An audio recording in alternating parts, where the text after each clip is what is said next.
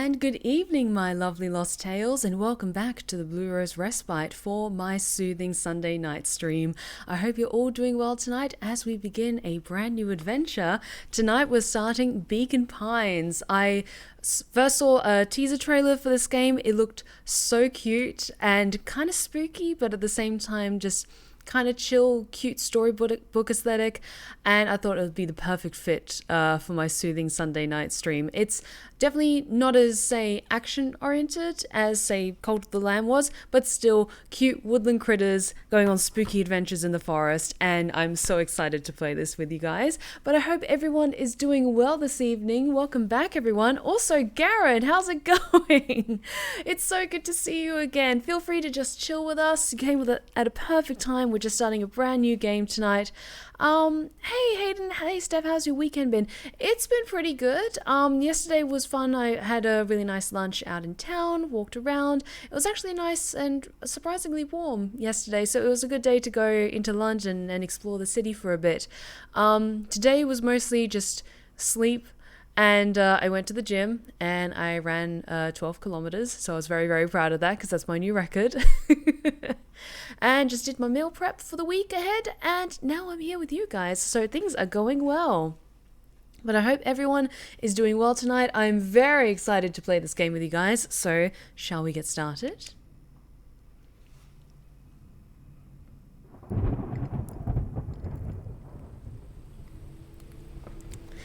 I hope you're all poured yourselves a nice drink, all bundled up, gather around the campfire for a very, very cool story. Dear reader, allow me to introduce you to my book. Though it might at first appear like many books you've come across, it is far from ordinary. Oh? You may, therefore, have some misunderstandings about its nature. The story that awaits you has not been fully told. In fact, its conclusion is not yet known, even to myself. It is in that way that my book is special. It is in that way that you are special.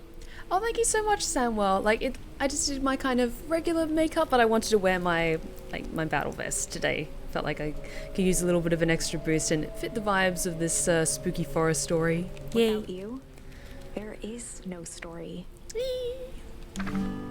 Exactly, Chapter my lovely 1. Lost Tales. Chapter 1. Normal isn't what it used to be. This is a story about change.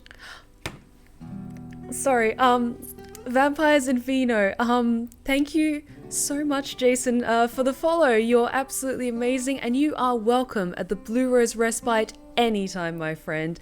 Thank you so, so much. Nestled in a shallow valley is the town of Beacon Pines. Far from the town square, across the river, past the neglected welcome sign, a young boy walks alone at dawn. His name is Luca Van Horn, and like you, dear reader, he's here for a reason.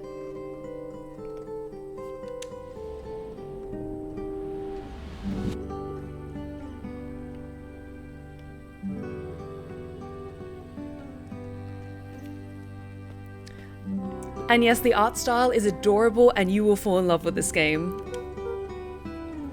Hey, Dad. How are things going? Today's the first day of summer vacation. I start middle school next year, I guess. I was 6 years old when you died. It's been 6 years now. From here on out, you'll have been gone longer than you were here. It feels like that should mean something. Mom always said this tree was your favorite spot in the world. Me too. Hey, Luca. I knew I'd find you here. Rollo was Luca's closest friend. He possessed many fine qualities, but subtlety was not one of them. He looks like he gives really good hugs. Well, after I banged on your door till your gran answered, and after I checked the pond, and climbed up to the treehouse, then I knew I'd find you here. Rollo finally noticed the tears welling in his friend's eyes. and the flowers on the grave. Oh. Yeah, right. You and your mom always did this on your dad's birthday. Yeah.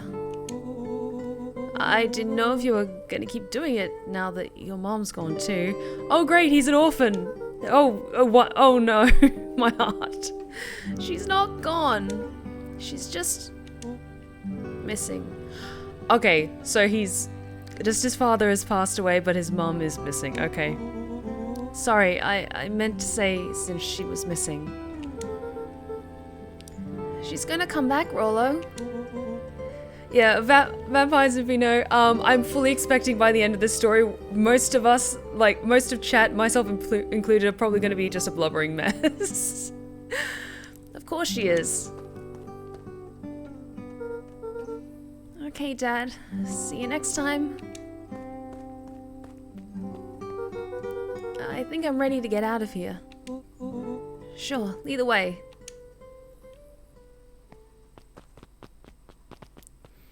Also, this is pretty much a choose-your-own-adventure game, so just a heads up, I'm not following any particular path or anything like that to get to one ending over another. This is my first time playing it, so I'm just going to go with what my gut feeling is.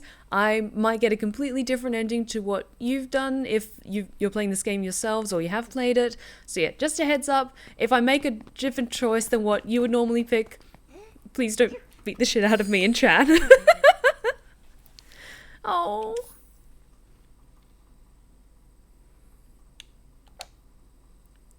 Cute. Wonderful.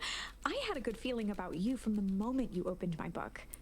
No spoilers and happy choices, capiche? Exactly. Like, chat, we're all on this wonderful story together, so let's just enjoy the ride. That charm is a very special thing. Very special indeed. Keep hold of it for now. Its purpose will reveal itself soon enough. Okay. Whee. Oh, you're so cute. Oh yeah, I almost forgot. The whole reason I was looking for you. I was wondering if you ever get to that. I found the perfect way to start our summer. How's that? Rollo looked to the side suspiciously. Not here. They might be watching. They who? Shh, not so loud. We need to do this in a secure location. Mission control. Alright, I just have to tell Gran and then we can head out. What are we gonna tell her? I don't know. I'll think of something. It's all the same to you. I'll meet you at the welcome sign. Your Gran still kind of wigs me out. I don't do well with new people. She moved in like half a year ago. Just meet me at the sign when you're done. Suit yourself. I won't be long. Also, guys, do you want me to give him the lamb voice from Cult of the Lamb or a similar voice? Okay, tell Gran you're going out. Tell Gran before heading out with Rollo. Okay, we can do that. Dear reader, forgive me for this interlude. Remember that charm you found in the dandelion patch? Yes. There are more of those special charms to discover throughout Beacon Pines. Ooh. They've been known to reveal themselves to those who are willing. Steph, could we even try to stop you? Well, I mean, you could try to stop a god, but that would just be foolish, wouldn't it? Some of them can be found in this very house. Do.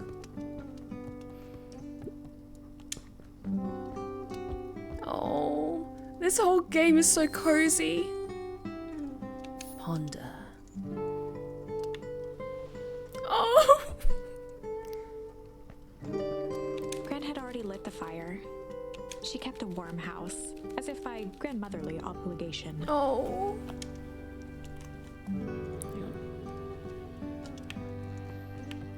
Now, I'm not gonna try to do a completionist run or anything like that. I just like being thorough. Okay, so his father was a doctor? Had spent countless hours listening to anything and everything with it. Not for years, though. My espresso to my depresso, that voice is. Well, Since this game might end in a kind of sad or bittersweet sort of way, it'd be nice if we had a cool, fun voice to lead us along the journey.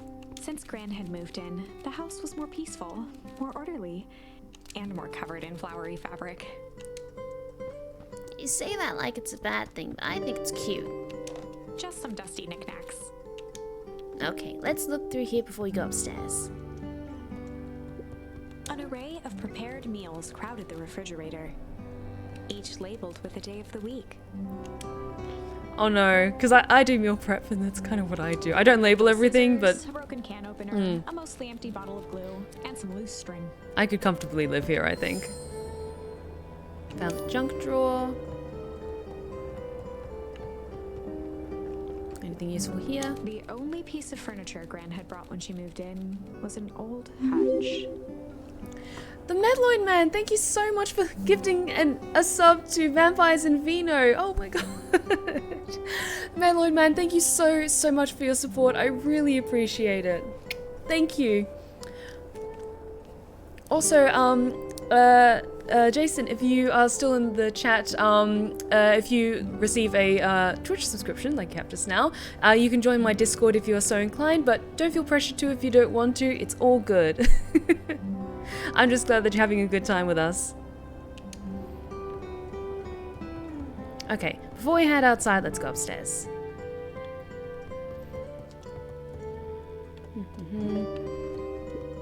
Luca paused at his parents' bedroom door.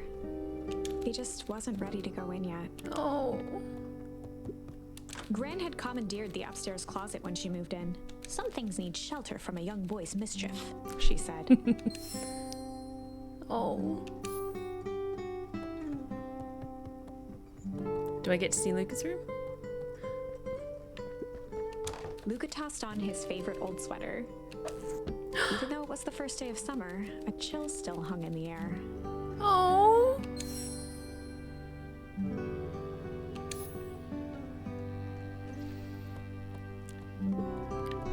Gran's moving in meant that most of Luca's things had been crammed in the corner.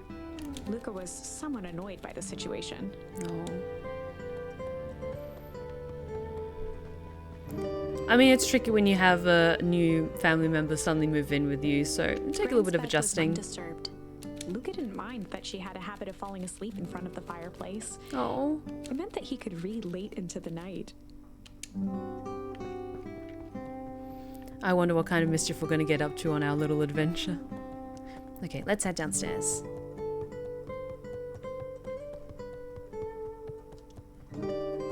She might be outside out the back. Oh my, this is quite exciting. DeCarlo, thank you so much for the 100 bits. You're absolutely amazing. Thank you so much. I think this is, I could be wrong. This is your first evening with us. If, just let me know if I'm wrong. But thank you so much for the 100 bits. I really appreciate it. You're amazing. I am now certain that you are the one I've been waiting for all these years. Oh, really? You'll recall I was a bit coy regarding the use of charms earlier. Mm-hmm. Excuse me. I tend to have a flair for the dramatic. Also, the voice actress who does the narration, her voice is just a perfect pick. It's so lovely to listen to. You are about to encounter your first turning point. Okay, now we come to the choice in this Choose Your Own Adventure. This is my first time and I'm a big fan. Oh, thank you so much, Duke. I really appreciate it.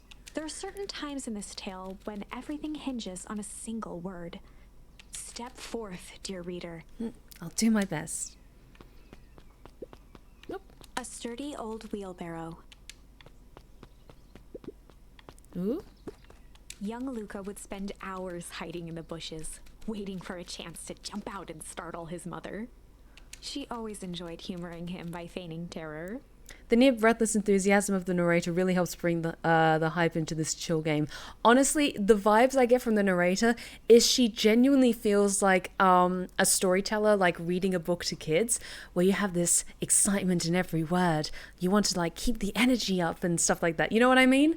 But I'm loving this so far. We're like less than half an hour in and I'm already loving this game. Oh, you must be Grandma.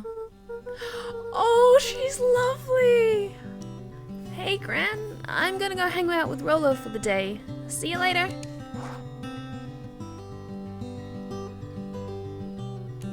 We did the quest.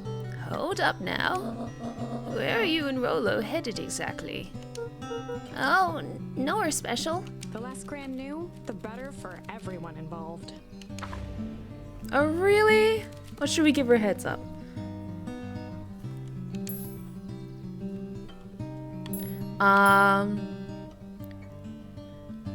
That makes the most sense. We were just gonna go chill for the day. We were just gonna go chill for the day. Do what the cool kids do and chill. We were just gonna go chill for the day. The best lies are built on truth. You boys are always in a hurry to do nothing. We stick to what we're good at. Well, make sure you're done chilling in time for supper. Easy. Impressive. You've managed to navigate your first turning point without too much of a mess. That is the power of charms. A single word can change everything. I think it's time to introduce you to the Chronicle. Oh? Oh, thanks for the stretch check, Hayden. Oh, that was a nice little crack along my back. So, needed that. Thank you, thank you. Okay, so this is how we get to see the story so far? A record of the decisions you've made. Okay.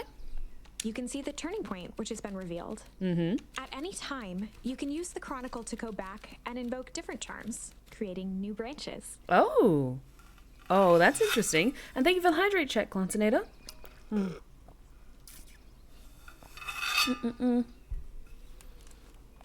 Luckily for us, this is the one and only turning point where the charms won't dramatically alter fate. It's the perfect opportunity to experiment with rewriting things. Oh, okay. Oh, Duke, thank you so much. Gran knows best for kids do what they do. Thank you so much for the 1,000 bits. Oh my god, thank you so much, Duke. I really, really appreciate it. Thank you so much. How's your spa day, by the way? I booked it for a couple of weeks later down the line, like before I went on vacation. So I didn't have it this weekend. I'm having it in like a week or two or something like that on the weekend. So it's all good. But I'll let you guys know how it goes when I get back from it. Okay. So we can see, we were just gonna go hide for the day. How does that affect it? We're just gonna go hide for the day. We were just gonna go hide for the day. Hide? Traditionally, when one is trying to hide something, they avoid literally using the word hide. Yeah, I guess Rolo bet some other kids that we could beat them at hide and seek. Aren't you a little old for that? It's not like there's much else to do around here. Well, make sure you boys are done playing your little game in time for supper. All's well that ends well. Okay. I personally like, chill a little bit more, so I'm gonna pick that. We might have to Just gonna go chill see that scene again, but I just wanted to make sure that the right word I preferred was picked. The best lies are built on truth. There we are. We stick to what we're good at. Make sure you're done chilling in time for supper. Easy. Okay. Let's get going then. Was there anything else I was missing out here? A beginner's guide to gardening laid open on the bench.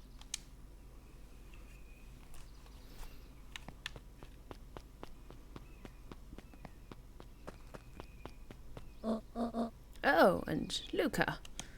You and Rolo stay out of trouble. I know.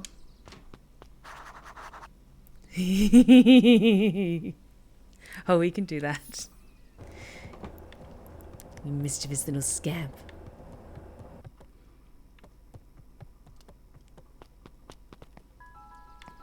Rolo! So this is a game version of a pick your own adventure book? It absolutely is. Oh, Steph, I've got some news for you. I'm currently making some Cytaro fan art that I plan on posting on my new Instagram soon. Awesome, be sure to @me so I can take a look at it. Come on, come on! Dang it, Rolo.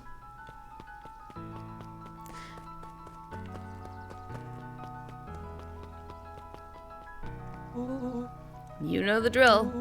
Don't let anyone discover our secret path.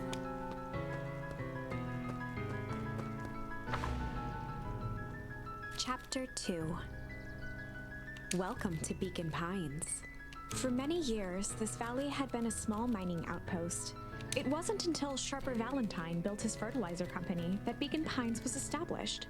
Over the next 30 years, the town had grown and prospered until the foul harvest and his sudden death. In the 6 years since, everyone was simply trying to get by. Okay. So it sounds like the town's been hit with hard times a little bit. Okay, anyone I can chat to? Hey, Mr. Kerr. Hey there, pal. William Kerr was the CEO of Perennial Harvest Company. He had become a fixture around town over the past few years. After the failing of Valentine fertilizer, the town was hungry to welcome a new source of employment. Excited for the big festival? Oh, sure. Come on now. When I was your age, there was nothing more exciting than a town festival. The food, the music, the dancing. Sounds pretty alright. You're gosh dang right it is. Looking forward to letting off some steam myself. Make sure to invite all of your little friends. I couldn't keep Rollo away if I tried. Excellent. Sorry, Luca, I've got to get back to the proverbial grindstone. Our harvest awaits and all that. It's the wig that's making me give him that accent. Oh, now the left side is a little low. Okay, I want to chat to everyone I can see and kind of familiarize myself as much as I can and then proceed. Sorry, young Mr. Van Horn, can't talk now. Very busy with preparations. Mayor Augustus Valentine was not busy. No, sorry, Gus. How many times do I... That's Mayor Valentine... Flustered, Gus instinctively loosened his tie. Keep up the good work. I must briefly attend to a concerned citizen. It's nothing, keep at it. Alright, what can the Mayor of Beacon Pines do for you today? Oh, just saying hi, I guess. Well, good day to you too, young Mr. Van Horn.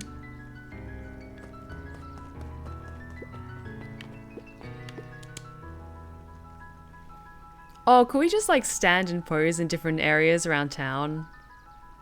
That's pretty cool.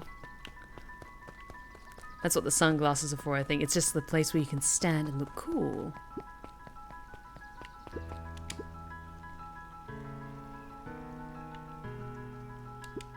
Hey, Mr. Sinclair? Mr. Sinclair continued snoring and lifted one eyelid just enough to see who it was. A tactic he often used to avoid undesirable conversation. You who, Mr. Sinclair? Don't you see I'm sleeping, boy? How's the napping today? Crummy as always. Used to have a perfectly nice view from here. Till Perennial Harvest put that monstrosity of a building in the way. Why don't you just move your... What? Sorry. Why don't you just move your chair a bit? Why should I be the one that moves? If it's a showdown they want, I ain't gonna be the one who blinks.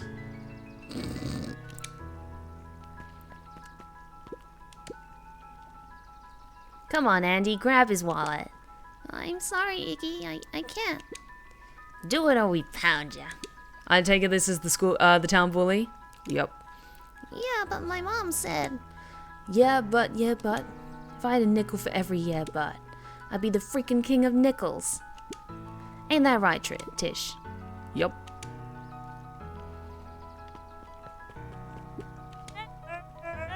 Mr. Van Horn, do you have a moment? It's just Luca. Golly, I'm sorry. It's my first week at Perennial He Harvest. pulled a pen from the pocket of his sweater vest and began to frantically jot something down on a clipboard. Wonderful, it won't happen again. If we're going to be on a first name basis, then you can call me Pete. Oh, nice to meet you, Pete. Sorry, what are you writing? Oh, just documenting. Gosh, it's exciting to be a part of something so darn special. You know, it's not just about new fountains and phone booths. We're going to change the world. And it all starts here, in Beacon Pines. Isn't that amazing? Uh-huh. Anyway, I'd better get... Oh, that reminds me. We'd love to hear your thoughts. My thoughts? You bet. If we're going to change this town, we need to get every detail right. That sounds intense. Changing the world is intense. So what do you say? Could you answer a few questions? Well, I guess if it's quick. Wonderful. Open to answering a few quick questions. One down. See, it's not that hard, is it? Oh, okay, we're going already. Question 2. What is something you love about Beacon Pines? I've never really thought about it before. Perfect. It's the only place I've lived. See, that wasn't so painful. Pete stopped scribbling and glanced up from the clipboard. Was it? I guess not. Huzzah! Our first 3 questions answered in record time. Are you literally writing down everything? Thank you so much for your time. I need to process these answers. We can save the rest of your thoughts for later. Okay. Our harvest awaits. Okay, thanks. Okay, let's head over and see where our wonderful friend Rolo went off to. Hello? Hey, Jetson. Is the line playing any tunes today? Hey, Lupe, how's it going? Welcome back. No bites this morning, I'm afraid. Come to think of it, I can't remember the last time I reeled one in. But hey, it was never about the catch. This is where I come to think. Yeah, that's what my dad used to do here. That reminds me, if you ever want his chair back, I've taken to standing recently. Keeps me from falling asleep at the reel. If you don't mind, I think it should stay. Not at all. An empty chair makes for a great listener. Whenever Luca saw his dad's chair by the pond, it reminded him of the days they'd pack up a couple of sandwiches and fish until sundown. Oh! Do we get another charm? Oh, we get to see. Oh, baby Luca! And his little antlers are so small! Luca opened the tackle box and picked the perfect bait. Let's try it. Luca gently baited a feather onto the hook.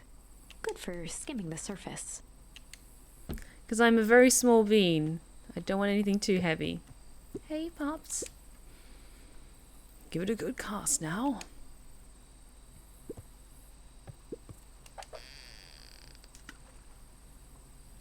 Does this count as a fishing game? You have to reel it in a bit faster, or your catch will lose interest.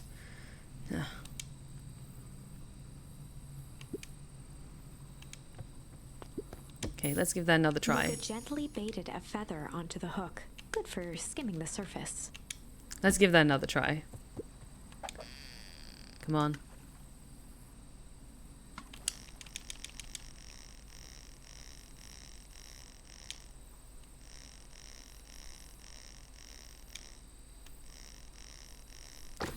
Yeah! We got our little rubber duck. Oh, that's really cute. Well, I'll be swished. It's your old rubber ducky. You were just a little drooling ball of fur when you lost that. Cried for days.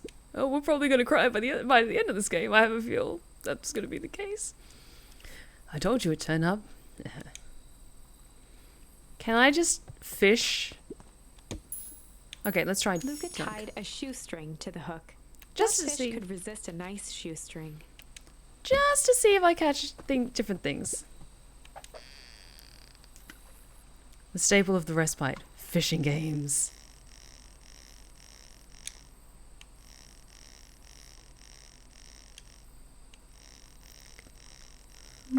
Oh, got it. The Broken Pancreas, thank you so much for the subscription. Sorry, I was just so focused on the fishing game. Thank you so much, The Broken Pancreas, for the subscription and for joining us tonight. Really, really appreciate it. Thank you. Where do you think the other one is? Hard to say. Sometimes things drift away. That's not fair. No, it's not. Well, wherever it is, I hope that other boot has at least a sock to keep it company. Can you just not be adorable and wholesome for like 5 minutes? Okay, I want to try just using a shoestring to the hook. the junk again, just to see if we get something different. Shoestring. Like if we just keep fishing, then we eventually fill up this whole blanket over there.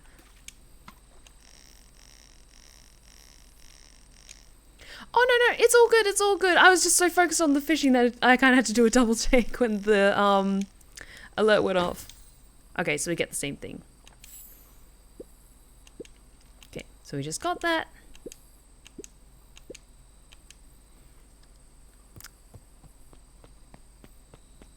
Oh, that was really cute.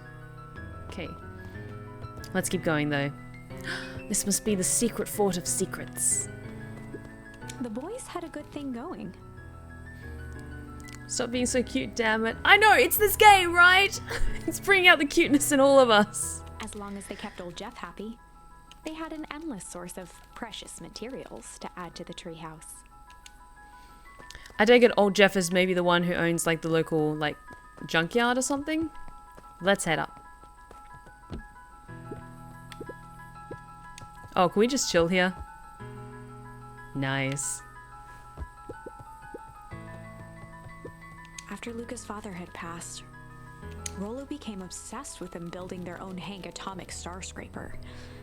It was some time before Luca realized it was Rollo's way of keeping him occupied. Oh. Okay, what's this top secret plan to start our summer? So you know the abandoned warehouse by my place?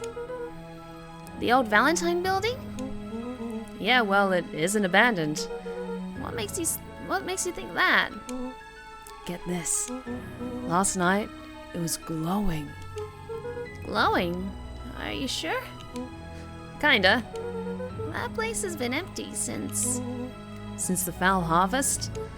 Yeah, Who would even want to poke around that place? we would, Rollo. We would. Wait. It's just a busted old warehouse. I mean, we could just do some research at the library. You want to go to the warehouse? What do you expect to find? Answers. My mom's out there somewhere.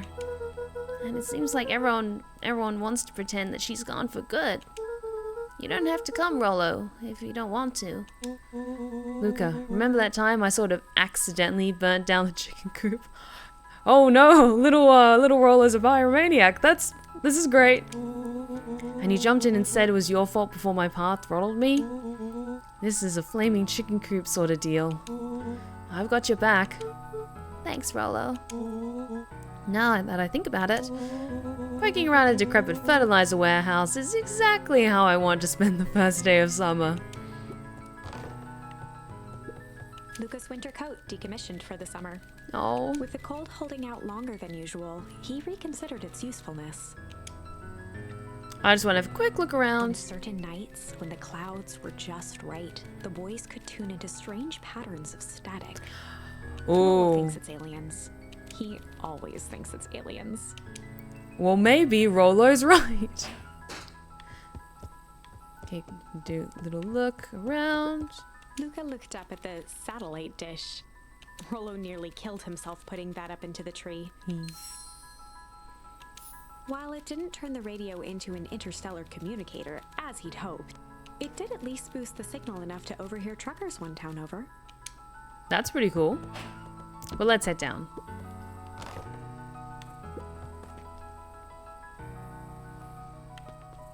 I think there's a magnifying glass.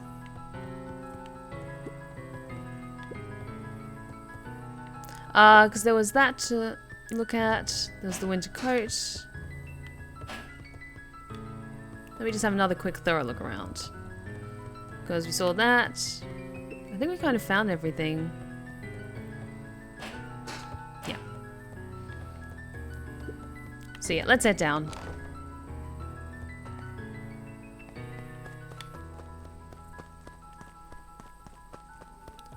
I have no idea where this abandoned warehouse is, though. Oh, that direction.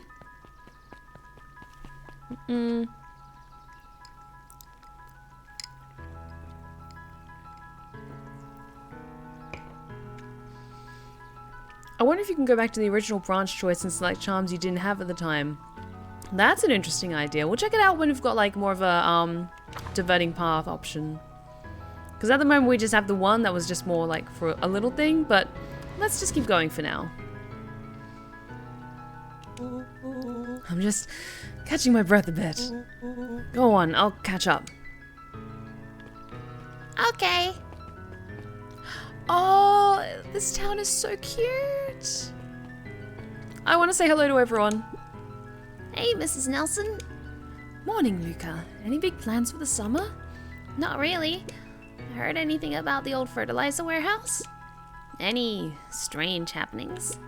Can't say I have. Either way, a dusty old warehouse is no place for a young boy. You be safe now. Make me. Miss Hatch could often be found near the fountain, too absorbed in a book to be distracted. Yeah, that sounds like me. The two wandered down the wooden path, unaware of the danger ahead. Oh. Oh, this is getting good.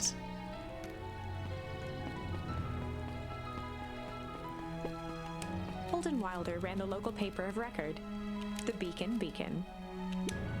Hey, Mr. Wilder. Morning, Luca. What's the day have in store for you? I was wondering if you heard any news about... News? The Beacon knows the news that needs knowing. Any news about the old fertilizer warehouse? Nope. Oh. Rollo thought he saw some lights there last night. Rollo ought to be careful poking around that part of town. The winds of change are blowing. And change is a dangerous animal.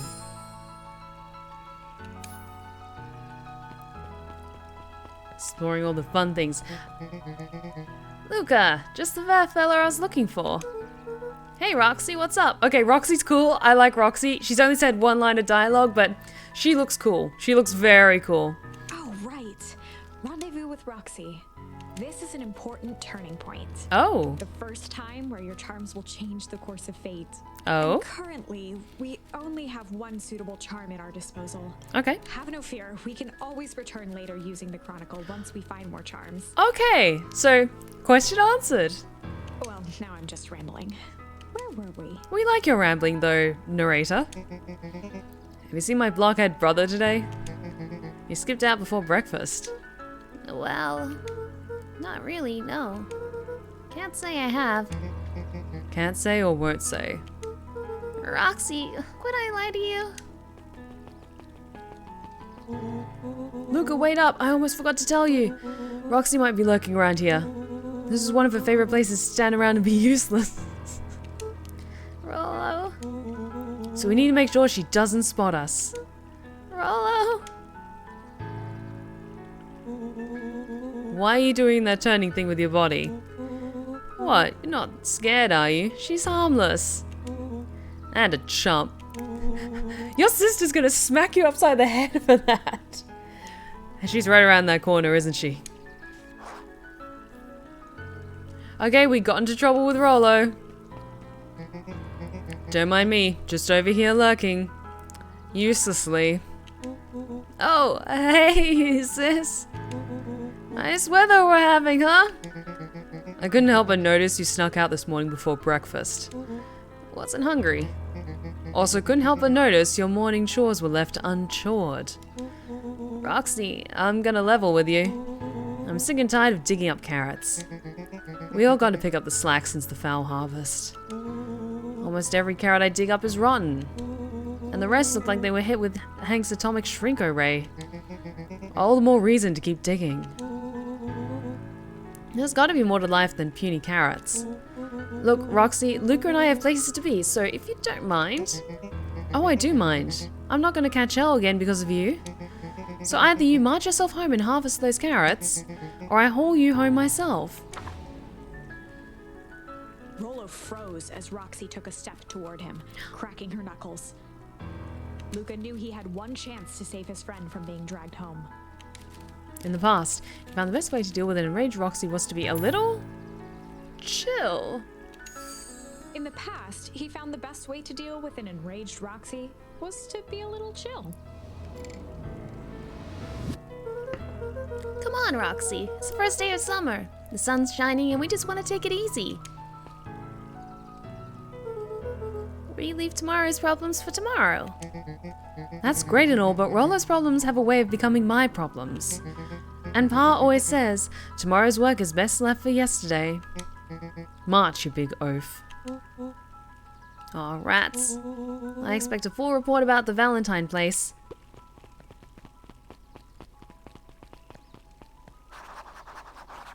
Investigating the Valentine warehouse alone. Okay, so if we find a charm that then we can use in that situation, then maybe Rollo can come with us and explore it. Okay, we can do that. So, Fitz, what are you up to this lovely day? No. Cool. I do see these stairs over here. Yeah, I'm the eldest of my siblings, so that's a big mood. Oh, is this where the cool kids hang out? Or hang out at the cafe? Okay, I'm cool for this. Hey Steph, before you combine Tangled in the Monstrous Wilds into a single video, did you realize it was nearly 3 hours long? Congratulations on it. That's bloody impressive. Honestly, I have no idea how long like a complete ASMR tale is going to be when I splice it all together. But when I look at it, I'm like, oh, that's almost like 2.5 to 3 hours. Nice. It just feels really good that I have like a full movie length experience that you guys get to enjoy. Piper? Oh, hey Luca, what's up? You know it's summer break, right? Of course. And it's like the morning. Correct. And you're studying? Like they say, the early bird gets the proper education required for a successful and fulfilling career later in life. You sound like a nerd, but I love you. Hey, Zariel. Nice name. Hey, Luca. Could you please tell this lazy butt to help out in the cafe? Lumi, Zariel would like you. Luca, let me give you a gem of advice. If you never do what you don't love, then you'll never work a day in your life. Wow. You're really setting the kid up for success. These two are really cool. I like them. I want to see more of them. And nice detail art of them, please. And thank you. Can I go in there? Okay. No, I can't. But I do want to be thorough and meet everyone. Or as many people as I can. Oh. I want to familiarize myself with everything as much as I can. Last Chance Diner. Okay, let's have a look around here. Oh, up at Dawn Newsstand and it's run by a little bat. That's really cute. Hey, Dawn. Sorry to wake you. No problem. It comes with the job. Dawn had dreams of becoming a big-time reporter. Okay, they're so cute. I love this game. At night, she searched for the story that could be her big break. By day, she hawked papers at the newsstand. Okay, her voice is really high. I'm going to do my best. What's up? Rollo said he saw something strange going on at the warehouse. You know anything about that? You might say I've heard some things. I'm working on a story about it right now. So what's going on? Can't say quite yet. I still need to follow up on a few leads. Keep me in the loop, okay? Sure thing. Things seem to be quiet in town today. Yeah, everyone is preparing for the festival. Should be back to normal tomorrow. Catch you then? Catch you then. Oh, and Luca? I'm really sorry I haven't been able to find out anything about your mom yet. I'm just grateful you tried. I'm still keeping my ears up. Okay, she is adorable and perfect and we love her. I guess Mrs. Fratelli is getting ready for the festival. Makes sense. I just want to have a quick look to see if there's anything else any other charms I can pick up while I'm around here, but I guess not.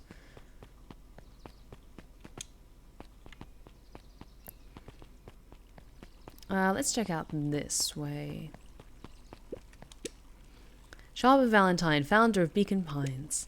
Never underestimate what a great man can do with time. Do given time. A bit much, if you ask me.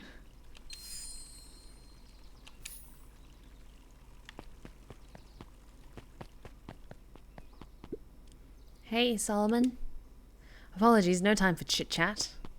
Bye, Solomon, whoever you are. Jeff's hardware closed down about a year ago. The effects of the foul harvest stretched wide. When there are no crops in the field, tractors don't need fixing. The library? Looks like the library hasn't opened yet. I'll check back later.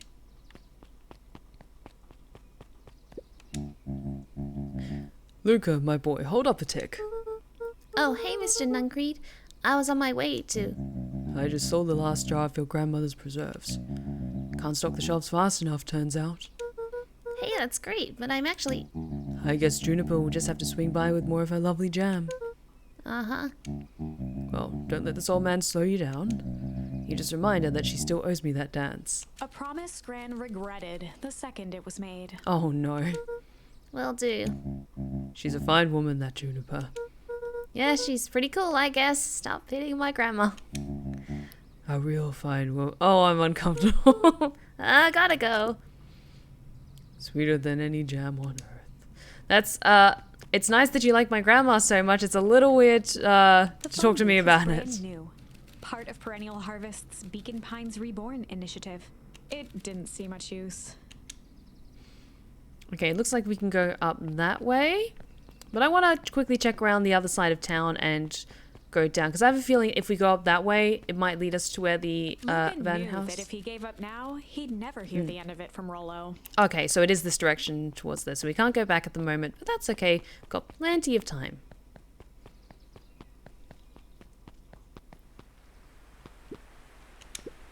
Oh, hey, Luca. Hey, Joey. How's the bug hunt going? Not great. Bugs have been shy this week. Bugs get shy? Oh sure, bugs aren't that different from people. Sometimes they just want to be left alone. If you're going into deep wood, if you're going into weep wood, just be careful where you step. No bug crunching. Got it. I will do my best. Luca peeked up at the beehive. It appeared to be deserted. That's strange. Can I interact with those weird mushrooms? Guess not. Okay, it's either that way or this way. What's down here? The path led into a small hollow at the edge of Weepwood. Okay, no turning back now. Caution, electrified fence. Is that sign new? The fence thrummed with a gentle electric buzz. Okay, so what would Rollo do if he was here? Luca often asked himself what Rollo would do, so that he could rule out that option. I'm definitely not touching that thing. Yeah, is there a way around, perchance?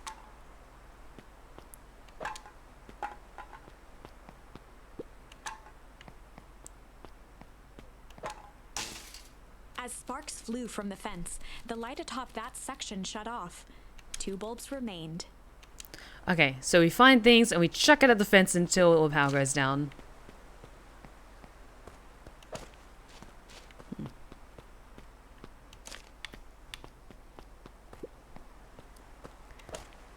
Tiny little deer crimes. That's 2. 1 more to go. Hee hee hee hee hee hee. The fence's buzzing gave way to silence. Okay, moment of truth.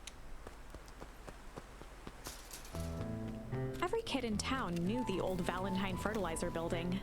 Long abandoned, the warehouse once served as the industrial heart of Beacon Pines. Now, it stood only as a reminder of things left behind.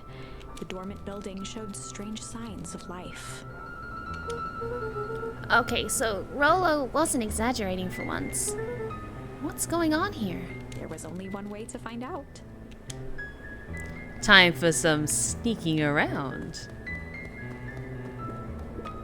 The hose emitted a subtle sound.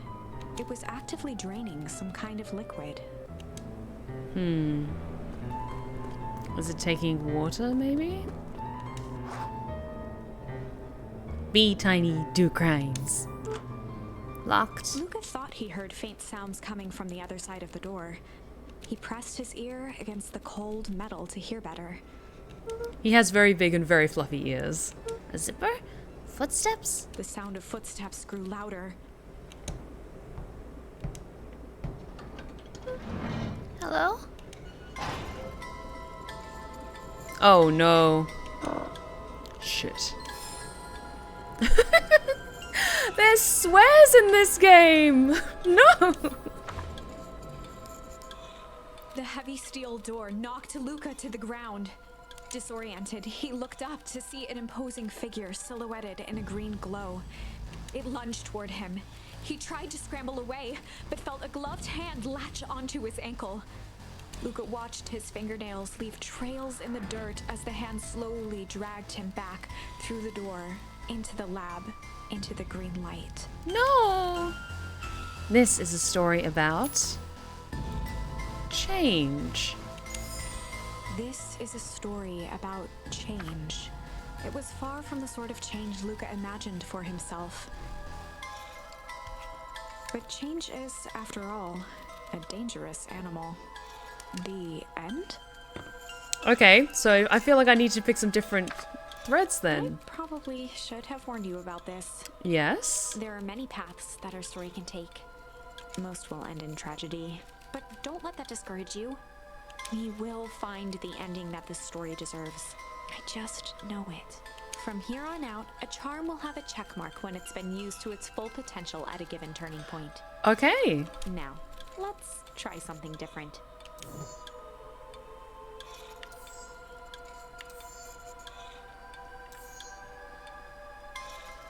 Okay, let's try that one with the different charm, shall we?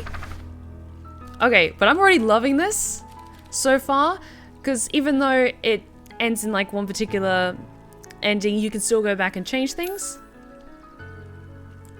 In the past, he found the best way to deal with an enraged Roxy was to be a little shit. In the past, he found the best way to deal with an enraged Roxy was to be a little shit. I love this game. Make a break for it. What have you done?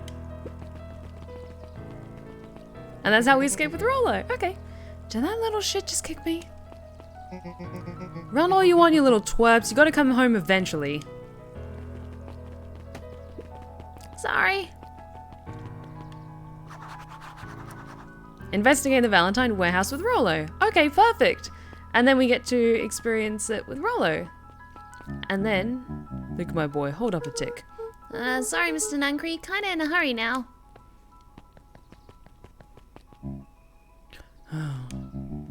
Boy's got too much of his father in him. A real shame. Oh.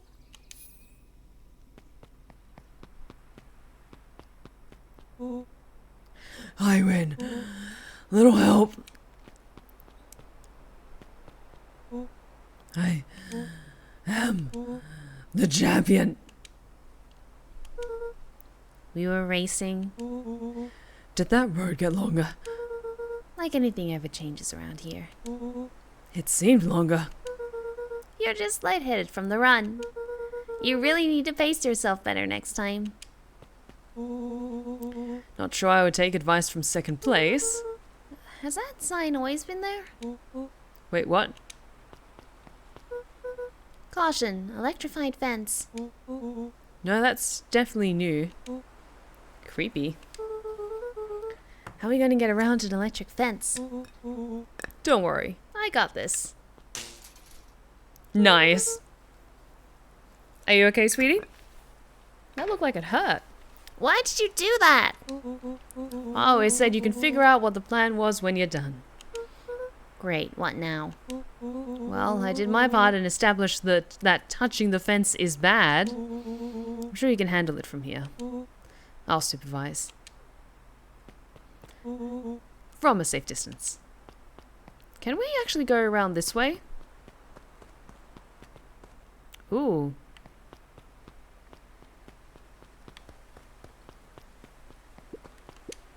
Property of Valentine Fertilizer Company.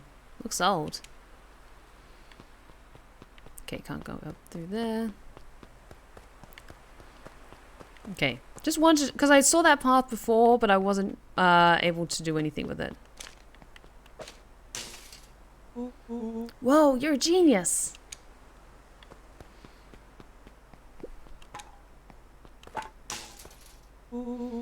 I think that did it. Lika, You never fail to impress. And now we have Rollo with As the us. glowing windows of the old warehouse came into view, Rollo began to bounce excitedly. check it out. Dang, Rollo, you weren't exaggerating for once. Was there ever any doubt? This definitely needs investigating. Good thing 2 ace detectives are on the case. This is bizarre.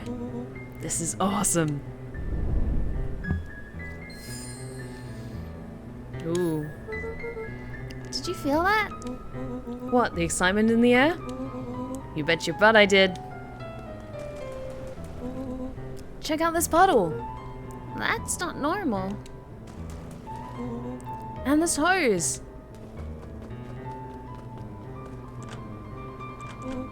Aw man, the door's locked. Try harder. No dice. It won't budge. Oh well. This dumpster is new, right? I bet it's got stuff in it. I can't really see what's in here. Who did all this? My nose is itching. I think I smell some treasure. Are you sure that isn't the hazardous waste? Yeah, kids, go play in hazardous waste at an like a very suspicious looking factory that should be abandoned, question mark? Don't actually do that. Take care of yourselves. Don't be idiots. Just help me get in. Rollo, it would be my honor to throw you in the trash.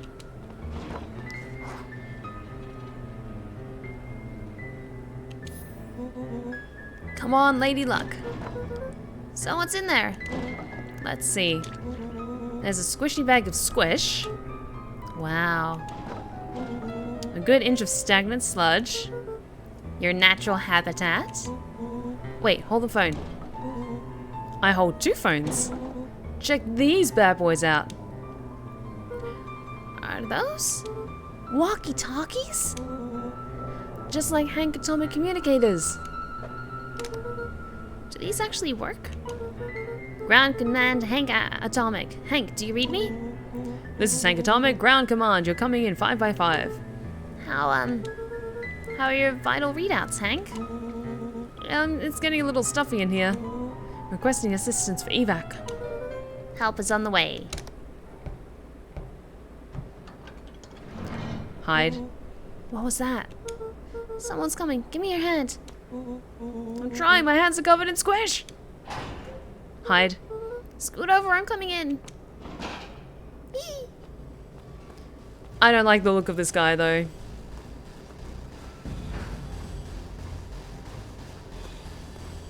Please don't dump hazardous waste on children. Tell me you saw that. Dude, I don't know what I saw. He's coming back. Get down. Oh, that looks like a body. No, no, no. Sat petrified under the weight of the bag. Oh god, tell me that's not what I think it is. Luca, do you know what separates run-of-the-mill detectives from ace detectives? A ridiculous hat? When the chips are down, ace detectives dig deeper for clues. Rollo felt around at the large sack which burdened them. Aha! He snapped off a tag from just within a small zipper opening in the bag. It's some sort of badge or something. What's it say? Rollo held the badge up to a faint shaft of light within the dumpster. Dr. Prescott, Deep Engineering. It's a name tag. Who would throw away a bag full of slimy old name tags? Sweetie, you might want to step away from the long bag that's wrapped up with tape and plastic. I think it's just one name tag in a bag full of something else. Okay. I think we should make a break for it. Stay calm. This is no time to panic. I'm not panicking! You're panicking! Rollo, calm down. You don't have to squeeze my hand so hard. Dude, I'm not holding your hand. Quit messing around. What other slime-covered hand would be in here? Oh no. Oh god. Oh god damn it, no. Babies found their first corpse. Great. Ah! I'm beginning to see the benefits of your run for your lives plan. Right, we've clearly established that I'm faster than you, so I'll go first. Why not go together? Flaming chicken coop, Luca. I'll make sure the coast is clear. After I go, count to 100. If you hear me yell, run. If you don't hear me yell, run. Either way, actually, either way, haul ass. Rollo, I'll give you credit. You sure found an eventful way to start our summer. It's what I do. Well, here goes nothing. Lucas sat in the dark, tracking the sound of Rollo's footsteps as he ran. What, Sam, you're not enjoying the soothing adventure that we're all experiencing together? The fun, happy summer adventures of these fun little kids in Beacon Pines? I did say it was going to be a spooky adventure. 1, 2, 3. He pressed his ear to the dumpster wall, straining to hear Rollo's footsteps as they faded away. 15, 16, 17. He tried not to think about the contents of the dumpster as he counted. 35, 36, 37. The thick stench made it hard to breathe. Screw it, that's long enough. Luca carefully lifted the lid and peered out. Nothing. No sign of Rollo. No sign of the man in the yellow suit. Time to haul ass. Luca clambered from the dumpster, stumbling to his knees. He was up like a shot and running, sprinting toward home as fast as he could. Beacon Pines flew by, blurred by the tears that welled up in his eyes. He wouldn't remember getting home at all that night. Oh. Throwing his front door open, storming up the stairs to his room and surrendering to sleep almost as abruptly as he hit his pillow. Chapter 3. Finding a friend. Hey, we made it to the next chapter, guys. Woo! The next morning, it was quieter than usual at the breakfast table. Only the sound of silverware and chewing interrupted the awkward silence. I finished jarring a mess of jam last night. Uh-huh. So that'll need to get delivered into town today. Okay. So, what did you and Rollo get up to yesterday? Oh, nothing interesting.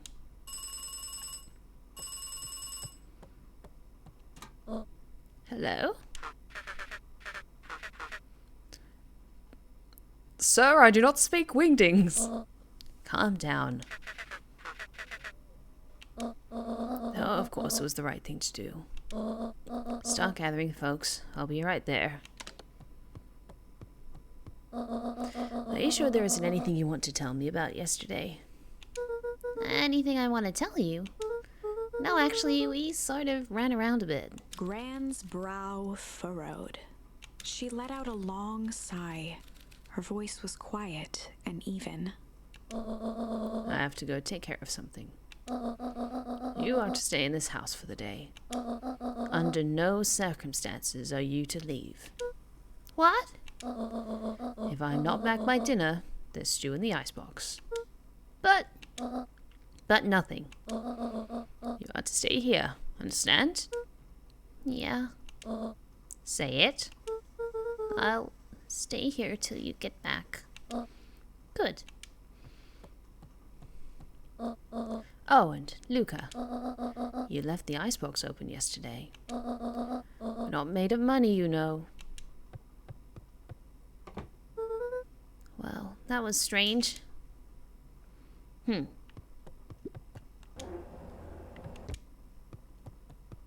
Good to know.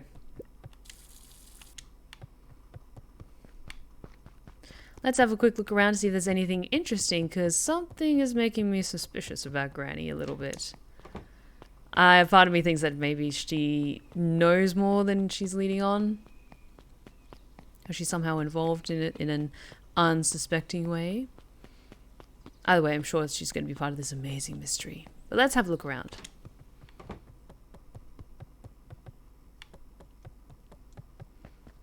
A faint electronic sound floated in the air. Is that coming from upstairs?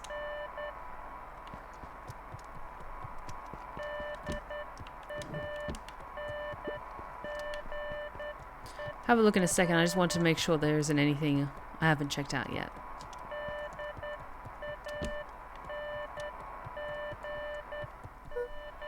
Hello?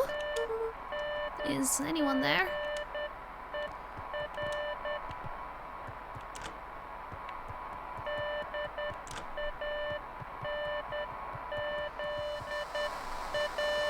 Oh, the walkie-talkie!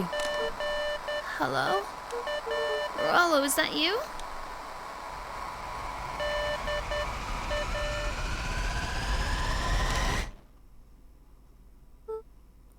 Over?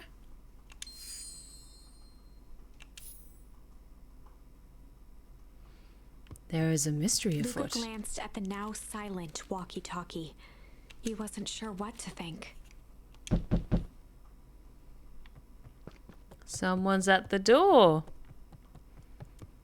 Everything's fine.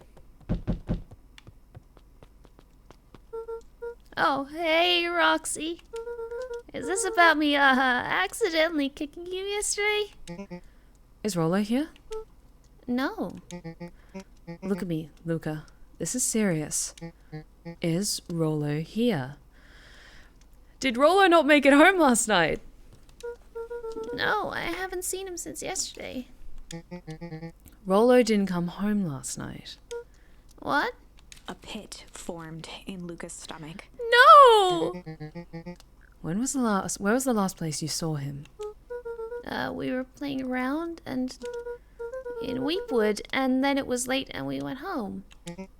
Weepwood? If he's alive, I'm gonna kill that little creep. Is there anything else? Anything that he said? Luca's mouth felt dry. No, we were just messing around. Okay. I need to go let people know to check the woods. You just stay out of trouble. Go see if he's hiding in the library or something. Luca could feel his heart beating in his throat. Rollo. Where are you? Okay, let's go to the library then. Like, I know we said we'd be good, and we wouldn't go on running around, but we need to find Rollo. The road leading to Beacon Pines was long and uninspiring. A sort of natural barrier for the impatient.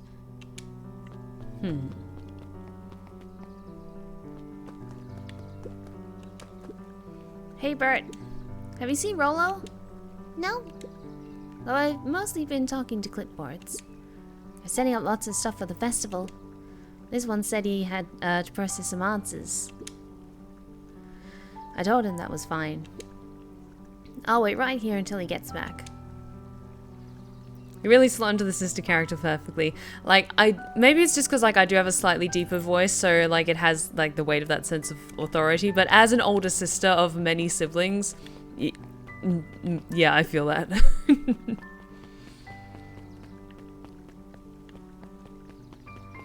What's that? Can I go down here?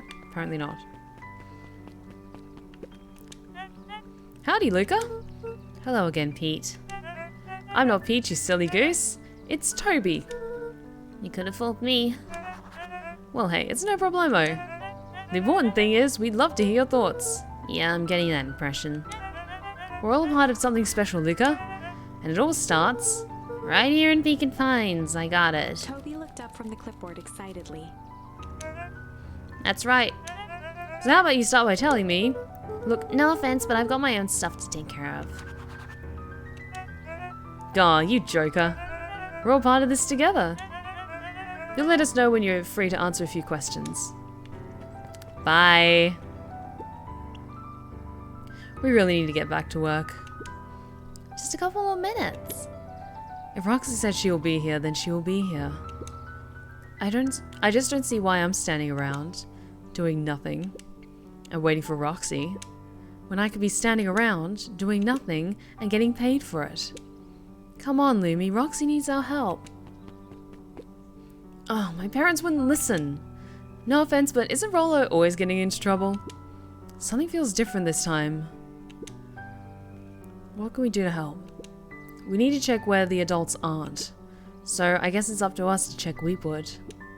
Our shift doesn't end for a couple of hours. We could spend the time making posters. That would be great. I guess. Right, Fitz and I will check Weepwood. We'll be back later to pick up the posters. I think my dad has a map of Weepwood. Let's swing by the house and grab it before we head out.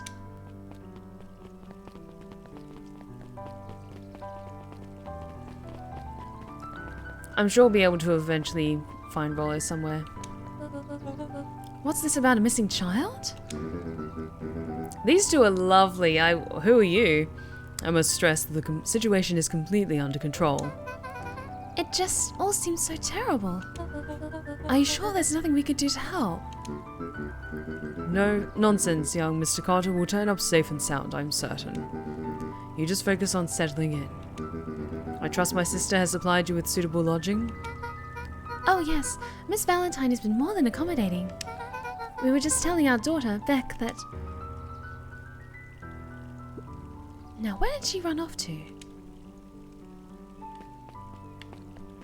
We have new people moving in? His eyes went wide with disbelief. What do you mean vanish? That's impossible. Oh my. He doesn't even see the danger he's in. I'm picking up on a theme in the book that she's reading. Oh yeah, I haven't been down here before. Oh, thanks for the stretch check, Sam. Thank you, thank you. Oh, and a hydrate check. Thank you so much, Medline Man. Thank you. Oh, you're adorable. Hey, Yilson? I think that's correct, Yilson. Hey, Yilson. History Museum. It's laughable, really. Did you happen to see Rollo in there? No, just the shadow of a family. Clinging onto a town, clinging onto the past. Feel free to check for yourself, but don't expect to have your mind blown. Hey, Griffin, has Rollo been by? Haven't seen him all day. I'm sure he'll show up safe and sound. And when he does, tell him there's a strawberry chocolate double scoop waiting for him. On the house. He'll like that. Very cute. I want to touch the thing. Hee hee hee hee. Smack. Just want to see if there's anything curious in here. Okay. Sharper Valentine, a celebration in excellence. We all know Beacon Pines is a great town. What you may not know is great towns grow from mighty roots. And that is why you cannot tell the story of Beacon Pines without telling the story of one Sharper Valentine. Young Sharper's keen intellect and strong moral fiber led to a grand vision. A vision of a community dedicated to a better tomorrow. In his own words, a better tomorrow is within our grasp, but it requires a singular mind to harness it. Lucky for us, he decided to grow that vision here, in Beacon Pine. And how does one grow a better tomorrow? With fertilizer, of course. Valentine's Fertilizer Company became the lifeblood of a town yearning for purpose. But then tragedy struck. A scientific experiment gone wrong. An accident which took Sharper away from us far too soon. To this day, we struggle to pick up the pieces. But one foul harvest isn't enough to stop the people of Beacon Pines. The spirit of Sharper Valentine lives on. It lives in the hearts of everyone with a dream for a better tomorrow. Together, we will follow his example and grow a bountiful future. Paid for by the Valentine family and the Valentine Fertilizer Company Reverence Fund. Amazing. Nothing at all suspicious or hiding that. Some kind of dark, twisted secret. That was unhelpful. Let's head to the library and look for Rollo. Actually, can I go back here and talk to the others? If they're still there? Hey. Hi, Luca, what's up? You haven't seen Rollo around recently, have you? He doesn't come around here much. Not since they made a rule that he can only order decaf. Oh, baby.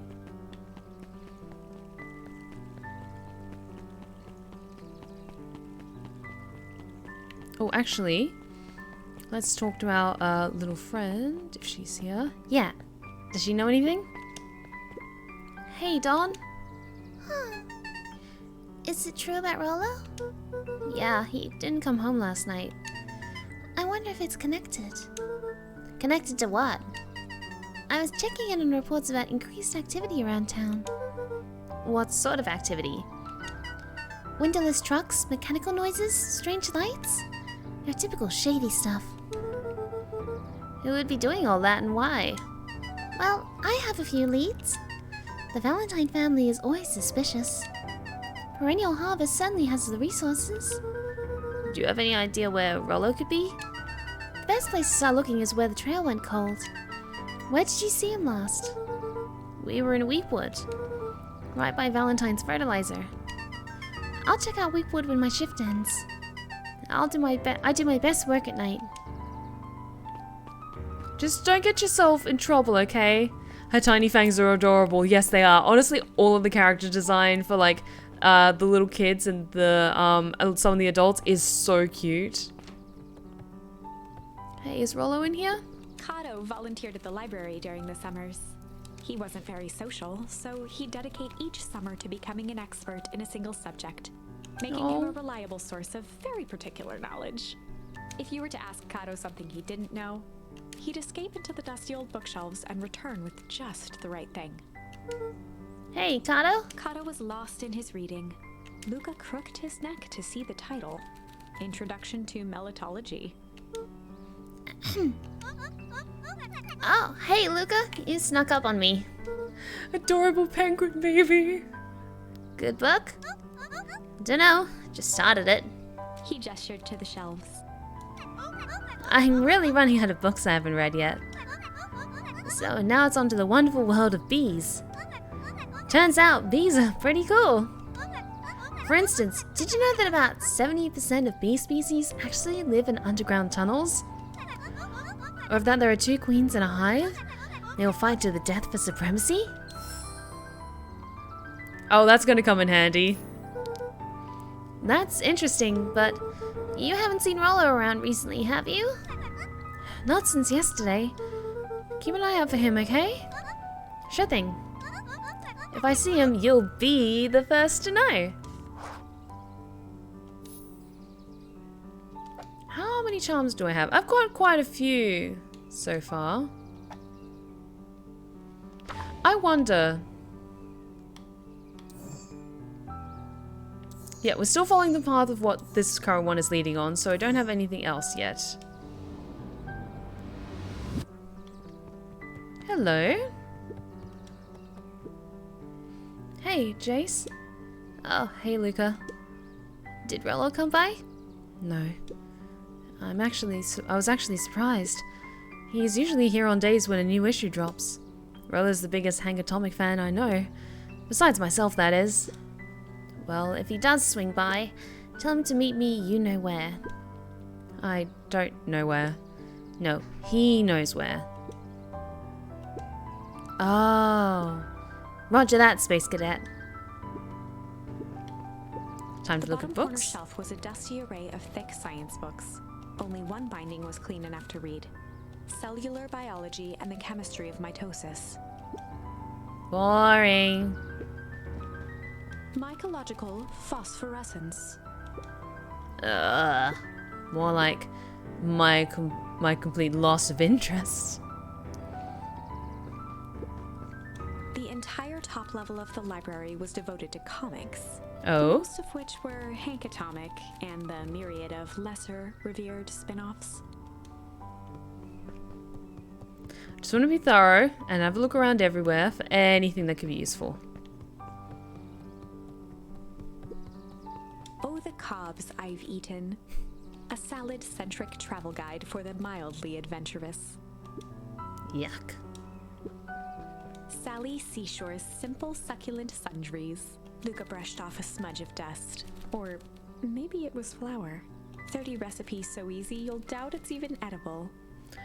That's... that's not I'll work on that title a little bit. But at least we got a charm out of it. A peek behind the curtain.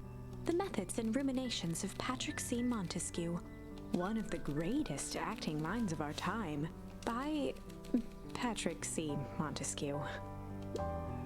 Oof. There were rarely any actual new additions. Simply a variety of existing content rotated into the front display each week. Not fooling anyone. Okay. Hey, What sort of monster puts candy behind a locked door? oh, you're adorable. Hi. Oh yeah, Mr. Nuncreed works weird hours sometimes. Of course he does. How about you? When do I work? No, what's your name? Luca Van Horn. You new here? Yep, not by choice. Beck's family moved often, giving her little time to establish any real connections. She would tell you she prefers it that way. Hey Kyle, how's it going? Welcome to the Blue Rose Respite. Good to see you again. I'm looking for my friend Rollo. He didn't come home last night. So he's missing? I guess so. Like, missing? Does that sort of thing happen a lot around here? Luca shifted his feet uncomfortably. Oh. Well, that sucks. Yeah. So I should probably get going. Hey, wait up. What? Beck pulled a coin from her pocket. I'm coming with you. Might this be the two wives little kitten? I think that's the one they were talking about, because I think the name that they mentioned was Beck, so I think this is their girl. What? So says the unlucky penny. Unlucky? Yeah, well, technically it landed on heads. Leave this kid to find his friend alone. But I always do the opposite. Oh, that's kind of like me and Rollo. I guess Rollo is my unlucky penny. That settles it. A person should never be without their unlucky penny. Let's go find him. New friend! The name's Beck. Pleasure to meet you, Beck. I suppose I could use some help. Try to keep up. Help me find my friend. Joey, have you seen Rollo around? No, sorry, Luca. I've had my eyes in the dirt looking for beetles. Given her parents were talking to the mayor about a missing child the day they arrived in town, you'd think they would not want her out of their sight. Very fair point, but then again, she might have a much more like rebellious and adventurous spirit, so she'll go wandering off even if they tell her to stay put. Like another little kid in this game. Can't seem to find any. He never came home last night. Do you think it's because it's been colder than normal? I don't see why that would have anything to do with Rollo. No, the beetles. Do you think the temperature confused their circadian rhythm or something? Who's to say? I'm no meteorologist. Just keep an eye out for him, would you? Of course. What's up this way? Ooh. I take it this is like the Valentine house or something. The Valentine mansion loomed over every other building in town, both figuratively and literally. Suspicious. I'm just going to do a quick check around here because I haven't really explored this area yet.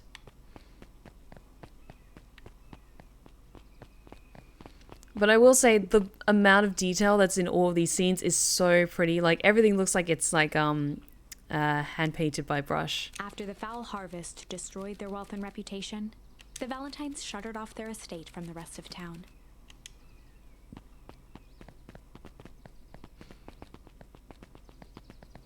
Okay, let's go find Rollo then.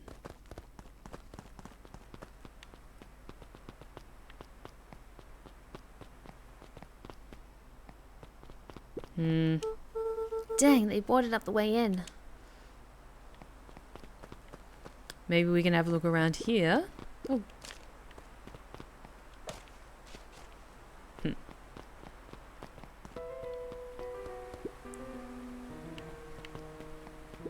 Suspicious? Luca felt a chill as he approached Beck. Her eyes were locked on the strange green liquid. The nearby grass was coated in a fine layer of frost. Is this sort of thing normal around here? Because puddles of glowing ooze are definitely not what I expected from this place. I love the style, it's so thick and detailed. Like, honestly, I love the aesthetic of this game and the fact that there's a certain characterization to all, like, just like the art design, where it's all the art for like these close-up moments is so detailed, and like you can tell so much emotion in each of the characters, and they all feel unique but a part of the world as a whole, which is fantastic. I have no idea what this stuff is. Well, the next obvious step is science. What does science suggest? Poke it with a stick. Luca watched as Beck dipped a broken tree branch into the goo. Beck's eyes widened as flowers grew from the dead wood. Oh, that's not at all First suspicious. small buds, which quickly bloomed into vibrant petals. What the? Cool. As quickly as they had grown, the flowers began to shrivel and turn gray. Beck dropped the stick with a grunt of disgust. Okay. So the science tells us that this gunk is weird as hell. Yeah, it seems dangerous. Hey Tish, look what the cat dragged in. Yo. I don't have time for this right now, Iggy. Ah, don't say things like that. It hurts Tish's feelings. Ain't that right, Tish? Yo. She looks fine to me. Why, hello. I don't think we've been properly introduced. Iggy's the name. This is my compatriot, Tish. Yep. You've probably heard of us. Can't say I have. I'll forgive you just this once on account for you being new around here. Why would you hang out with this dud? Oh, he seems pretty alright. Iggy, why do you have to be so... you? Has he ever told you that his parents skipped out on him? Fuck off, Iggy. Shut up. It's true, they got tired of having such a pathetic kid and left him. Iggy, I'm only gonna say this once. Well, this one time. Don't talk about my family. Look who's going to a backbone now that the girl's around. First his pops croaked, then his mom couldn't take it anymore and bounced. Iggy took I'm gonna a step fight him. towards Luca, his sneer lit by the glowing puddle. I'm gonna smack him right in the teeth. Beck could see tears welling in Luca's eyes, his fists clenched. Some things about Beacon Pines were very different from the city, but a bully from a hayseed town is really no different from a city bully. Beck took a deep breath and thought. Well, time to bust out the...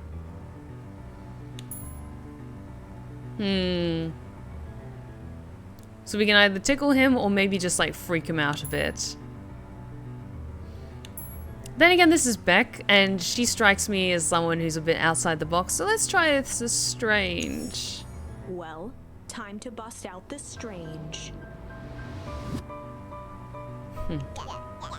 Alright, Luca, looks like you need a little mud bath. What's wrong with you, kid? We're about to pound your friend. Beck stared in silence, the only sign of life being the twitch of an eye. It's weird when people don't talk. Yup. Stop being a weirdo. Hello? Are you some kind of wackadoo? Makes sense. Wackadoos travel in packs, huh, Dad? At the sight of Iggy taunting Beck, something in Luca snapped. Iggy's smirk shifted to a look of shock as Luca launched himself into his stomach. Hell yeah. Ah!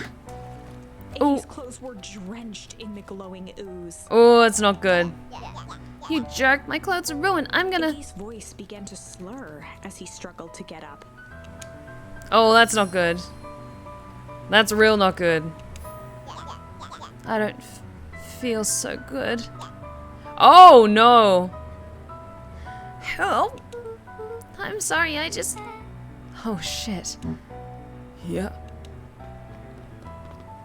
Oh, that's not good. We didn't do anything wrong. We're just kids, like, messing around. That was intense. Think he's gonna be okay, right? Nothing about this seems okay. The person at the warehouse. This strange ooze and what it did to Iggy. Was Rollo caught up in all of this? We have to find Rollo. You took the words out of my mouth.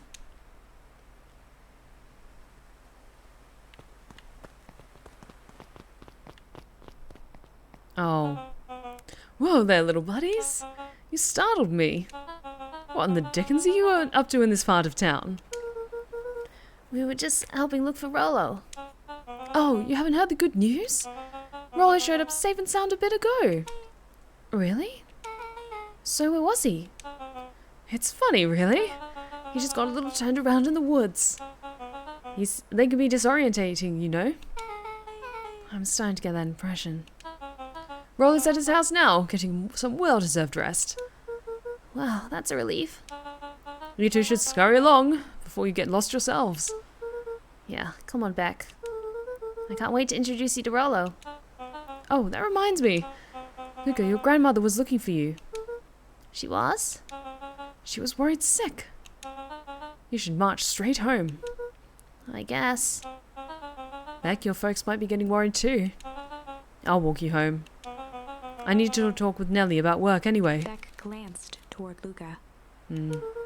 I guess all's well that ends well. I'll introduce you to Rollo tomorrow. Sure. Glad he's okay. Oh, I don't like this. Rollo was safe. We haven't seen him yet. I don't want to count him as safe just yet. A wave of relief washed over Luca, which was quickly replaced by a sense of dread. Gran is going to kill me. If he hurried, he might just make it home before sundown. Chapter 4. Our harvest awaits. Oh, that's not ominous. Luca took a deep breath and gingerly opened the door, steeling himself for Gran's wrath. Hey, I was just a little kid worried about my friend. Please don't beat me with your cane. I know you're... Can you just glare at me in disappointment, please? Gran, I'm home. Everything's fine.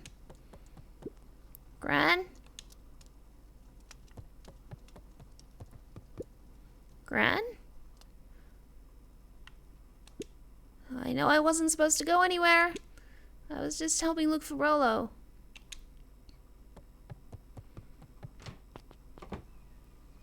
Okay, she might be upstairs then. Gran? Roxy came over. She was worried about him. So I figured you wouldn't mind if I helped look for him. Oh no, I don't like this. Where's Grandma? It turns out Rollo is safe and sound. Oh no, I don't like this. Where is she?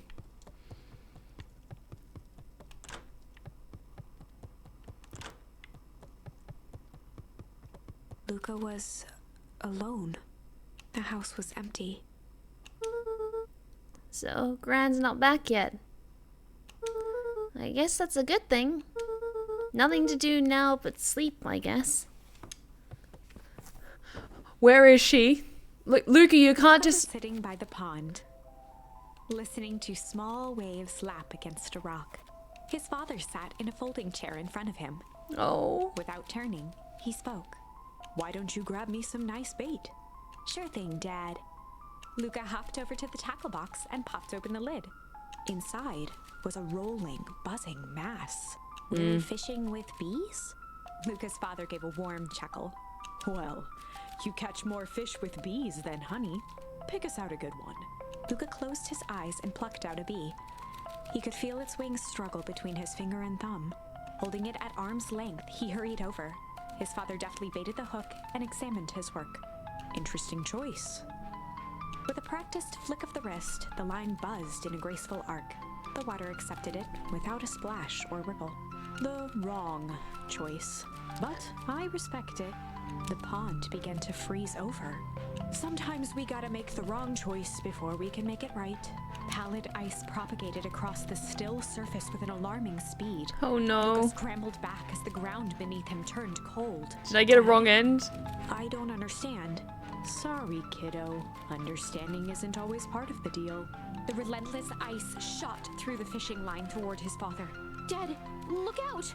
His father casually wound the reel. "None of it's your fault, you know." Oh. Oh, stop! "Dad, We have to go. Luca grabbed his father's shoulders, trying to pull him away. Please, you have to run. The ice crackled as it spread across his father's hands. Stop it! That's the thing about fishing, Luca. His chest began to crystallize. No! You toss your hook in, and you never know what you're gonna pull out. No! I order you to stop this! You're traumatizing the child! Ran up Luca's arms. He gave one last desperate tug. The chair tipped backwards in a single frozen mass. Luca tried to stop the momentum, but it was too late. He watched the icy form of his father slam into the hard ground, shattering into 1,000 pieces that crowded around his feet. No! Dad, I don't understand. What does all this mean? The gentle rustle of leaves was the only reply.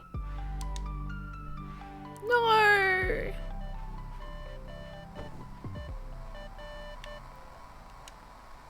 Luca's eyes struggled to focus on the walkie-talkie. Rollo?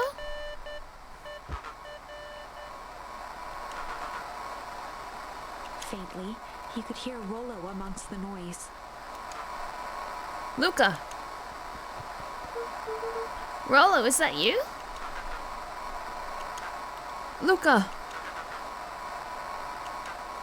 There? Rollo, it's the middle of the night. Luca, thank God! Listen, I don't know how long this thing will work down here. Down here? Oh no. Rollo's voice was coming through more clearly now. But some words were still just static. Listen to me. Someone grabbed me yesterday. What? The man in the hazmat suit? It was... took me to some sort of... I think I'm underground. Underground? Are you okay? Kinda. They seem more interested in... for now, at least. Mr. Kerr said you made it back home safe. Kerr? No. Trust... He's... Hold on, someone's coming. The signal went silent. Rollo? Rollo, where are you? Luca held still, waiting for a response. His pounding heartbeat marking the passage of time. Okay, I think they're gone. Getting worse. I can barely hear you. Rollo's voice began to fade. Losing signal. Not much time. Mission control. You need to... The treehouse. The treehouse. With that, the signal died for good. What was he trying to say about the treehouse? What's at the treehouse? The antenna. He wants me to use the antenna in the treehouse to get a better signal. Rollo, you're a genius. Luca grabbed the walkie-talkie and sprinted to the treehouse. We have a mystery to solve, guys. Everything's fine. Hook on the walkie-talkie to the radio in the treehouse. Yep, let's do that. Luca heard a group of footsteps approaching. He dashed behind the bushes to avoid being spotted. There you are, Grandma. What are you up to? So we all understand our roles. You can count on me. I still think we need more time. This wasn't the original plan. Mr. Tolliver paused, shifting his eyes to one side. We're all in danger now. I, for one, refuse to sit idly by while that danger persists. Hiram, you just keep your wits about you. Mr. Tolliver took one long, quiet breath. You're right. You can count on me. I just wish we could have made that deal with Eris Valentine. Resources would have still come in handy. As I said, I had no time to contact her after your call this morning. Plans change. How's Luca holding up? He's fine. We shouldn't lose sight of the fact that this is all... I know very well what all of this is for. We have no choice. Operation Sparkplug has a new objective. Are we in agreement? The three shared a determined look. Good. We'll reconvene after the festival. Grandma, what are you up to? I'm hiding. You can't see me. Why are you meeting with Mrs. Fratelli and Mr. Tolliver late at night? Hey, Luca! Ah! Dawn, you scared me! How long have you been there? Oh, just a few minutes. Earlier today, I saw Mr. Tolliver and your Gran enter the dining together. When my shift at the newsstand was over, they still hadn't left. So I used the greatest tool of any investigative reporter. Time. Then when they left, I trailed behind them. What do you think they're up to? Whatever it is, they seem organized and determined. They mentioned the festival. Yeah, I heard that too. And yeah, I'm picking up some major hot fuzz vibes, like for the greater good and all that. But we shall see. We shall see. Again, I ask no spoilers for this game if you've played it already. But I'm definitely picking up like on those like small town conspiracy vibes. Has your Gran been doing anything different recently? Anything strange? She got a phone call this morning and rushed out the door. A call from Hiram Tolliver, it seems. She was either furious or terrified. Or both.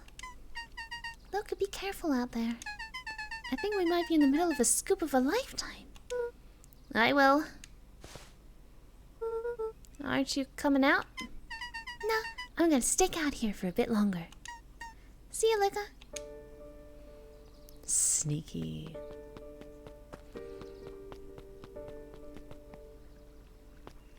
Let's head to the treehouse then. Oh, can I hear what they're saying? I did it. I changed the sign. Splendid. Did anyone see you? I don't believe so. You were right. It was simple enough to just rearrange the letters. Odd choice for a prank, though. In situations such as these, odd is good. The two boys shared a mischievous grin.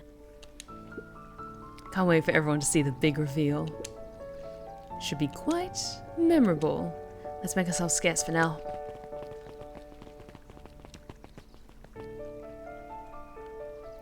Oh, did they pull a fun little prank, maybe? Oh, can I fish for more things? I can!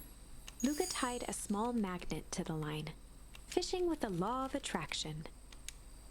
Okay, whenever we're passing by, I want to do this for each new charm that I get. Okay, come on.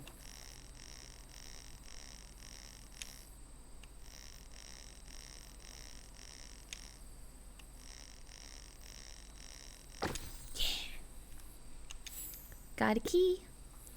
Where do you think the lock is for this key? Now, why would we want to find that? Because then we would know the secret. Ugh, that's no fun. The second we know what it unlocks, it just becomes a boring old key. Right now, the key could lock. This key could unlock anything. Cool.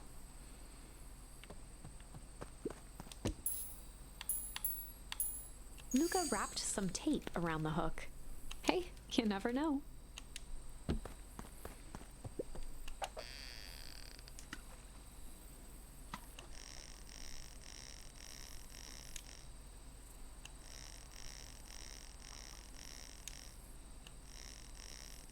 Come on, almost there, almost there.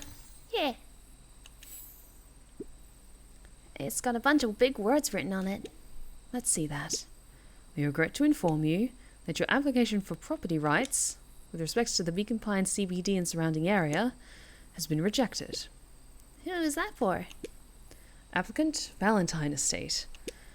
Good. Good. Ooh, interesting. So we get a little bit more insight if we do these as well. Luca placed a sinker on the line. Sometimes the best stuff is at the bottom of the pond.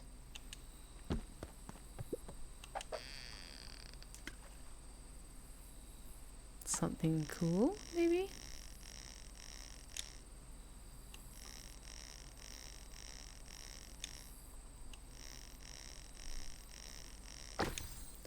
Ooh, message in a bottle. What does it say? Malice 80 proof whiskey.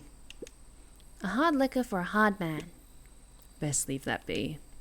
Takes a real piece of work to leave something like that lying around. Oh, it looked like it was a message in a bottle, but I guess it's just a bottle of whiskey. But I think that's everything for now.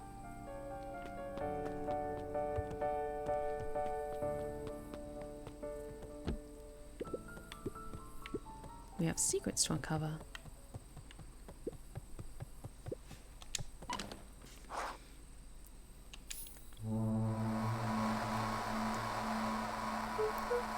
Rollo? Rollo, are you there? I'm at the treehouse now, Rollo. Mr. Kerr said you were right. What happened out there? Dang it, Rollo, where are you?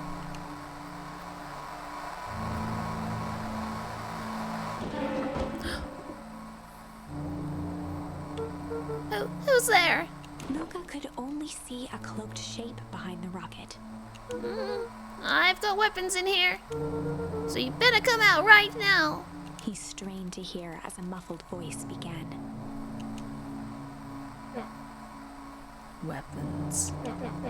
How could you hurt something that's already dead? Oh no, we've got a case of the zombies. Fear gripped Luca's throat. Who are you?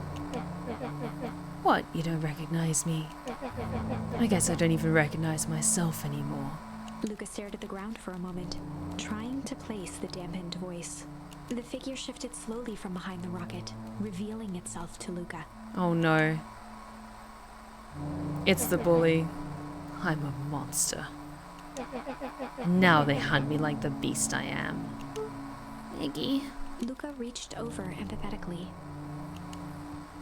Iggy's tone jolted to dejected anger.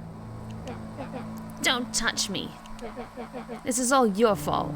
Luca slumped to the ground, overwhelmed by guilt. I'm so sorry. I didn't mean to. I lost control. So you couldn't control yourself for a second, and I get to be like this forever. There must be a way to fix this. Oh, you're gonna be my savior? Perfect little Luca saves the day. With his positive attitude and the power of friendship. None of this matters. There's no time. They're after me. They chased me all the way through Wheatwood. I only came in here to hide. Hide from who? Who's after you? Luca! Luca! Rollo? It's not safe, Luca! Rollo, where are you? The treehouse! I'm at the treehouse, Rollo. Oh no! Do they know where you are? Where are you? No, Luca, the treehouse isn't safe. They said they were going to the treehouse. I was trying to tell you to stay away from the treehouse. Who said they were going to the treehouse? The clipboards. What did I tell you? Those perennial harvest wackadoos are after me. They've been chasing me, yelling questions at me. What sort of questions? They were saying the same stuff they always do, but it's different now. Less asking, more threatening. We're gonna figure this out, Iggy. Yeah, well, thanks. Hello? Is there anyone present in this arboreal domicile? Crap, they found me. Luca, what's happening? Don't panic. You stay here and I'll see what they want. Oh no! Oh, no, I don't like this. Hello, Mr. Van Horn. We would love to hear your thoughts. Do you have time for an informal chat? We will be brief. Your time is valuable to us. I'll be down in just a second. Of course. We have a problem. Look, you gotta get out of there. Who's out there? Is it them?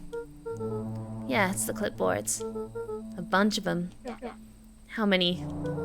Maybe all of them? And yeah, you were right. Oh, they were just saying the same stuff, but with the creepy knob cranked to 10. Might young Iggy be present? We would love to hear his thoughts. Run! Iggy slumped to his knees. I don't know what to do. I'm just so tired. Luke, what do we do? Luca grabbed the walkie-talkie and headed for the window. Follow my lead.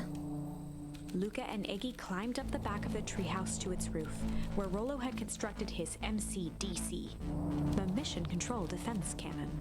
From behind the crowd of clipboards, William Kerr strode forward, a warm smile on his face.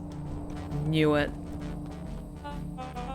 Iggy, there you are. You gave us all a heck of a scare. Go away. Just leave us alone. Oh, I'm sorry, Iggy, but no can do. Don't worry, though. We're here to help. Help. Then why were you chasing me? Luca, can you talk some sense into your pal here? Just look at him. He's not well. What's wrong with him? What did that gunk do to him? Well, that's a pretty honkin' big question, Luca. All you need to know is that he's sick. He's real sick, Luca. I just need you to let us up there and take care of him. You told me Rollo was okay, that he was back at his place resting. He is. Poor fella just got a little lost.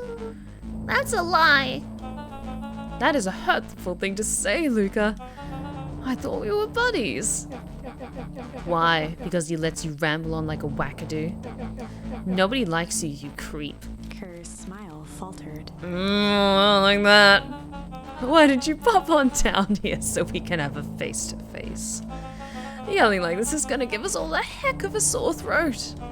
And who wants that? Luca's grip tightened on the MCDC. What do you do to Rollo, you liar? Well, shucks, Luca. The only teeny tiny fib I told you was that he was at home. He is resting, and he is perfectly safe. For now, at least. What happens to him next is up to you, Luca.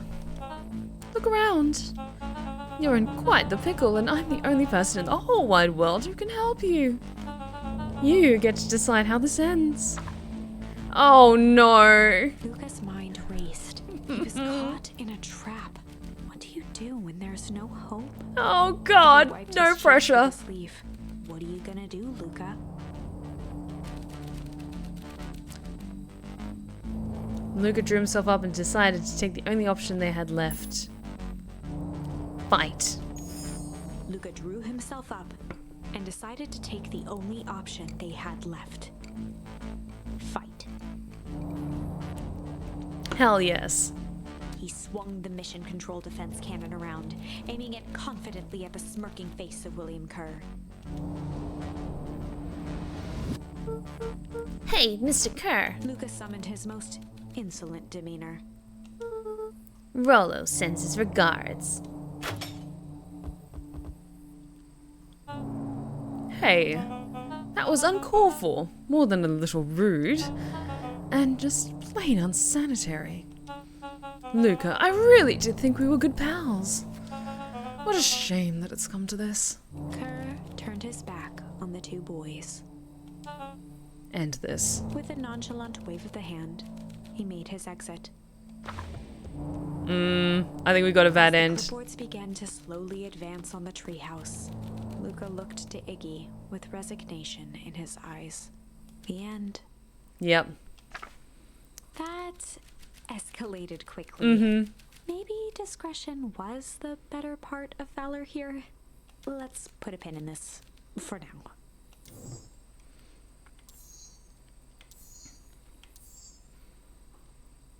Okay, so there is a different option in that path, but because there's this is where it divides into Rollo comes with us, and then we go solo to the Warehouse of Horrors, and then we have a new charm that we can use. Also, I'm just saying I love the illustrations in the storybook aspect, like these black and white illustrations. They just speak volumes, and they're just so darn cute. Why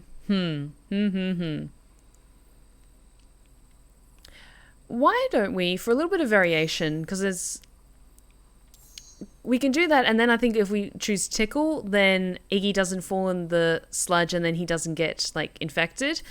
I'm curious to see, now that we kind of have an idea of, like, what suspicious happenings are at the Warehouse of Horrors, what happens if we go there and struggle?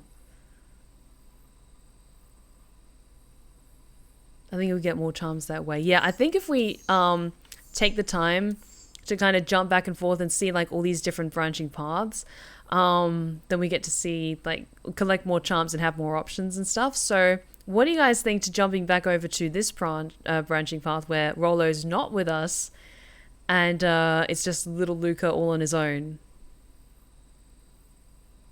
What do you guys think? I'm just going to refill my glass a little. I have a little bit more ginger beer in my can here. Yeah, it'll just be a little bit trickier because I was thinking, like, oh, we'll probably finish this game in like 2 streams or something like that. But honestly, I'm loving this adventure and all these branching paths, so I'm happy to take my time with this game and explore all the little nuances. So let's go all the way back here and give this another try. The heavy steel door knocked Luca to the ground. Disoriented, he looked up to see an imposing figure silhouetted in a green glow. It lunged towards him. He tried to scramble away but felt a gloved hand latch onto his ankle. Luca watched his fingernails leave trails in the dirt as the hand slowly dragged him back through the door, into the lab, into the green light. This is a story about struggle. This is a story about struggle.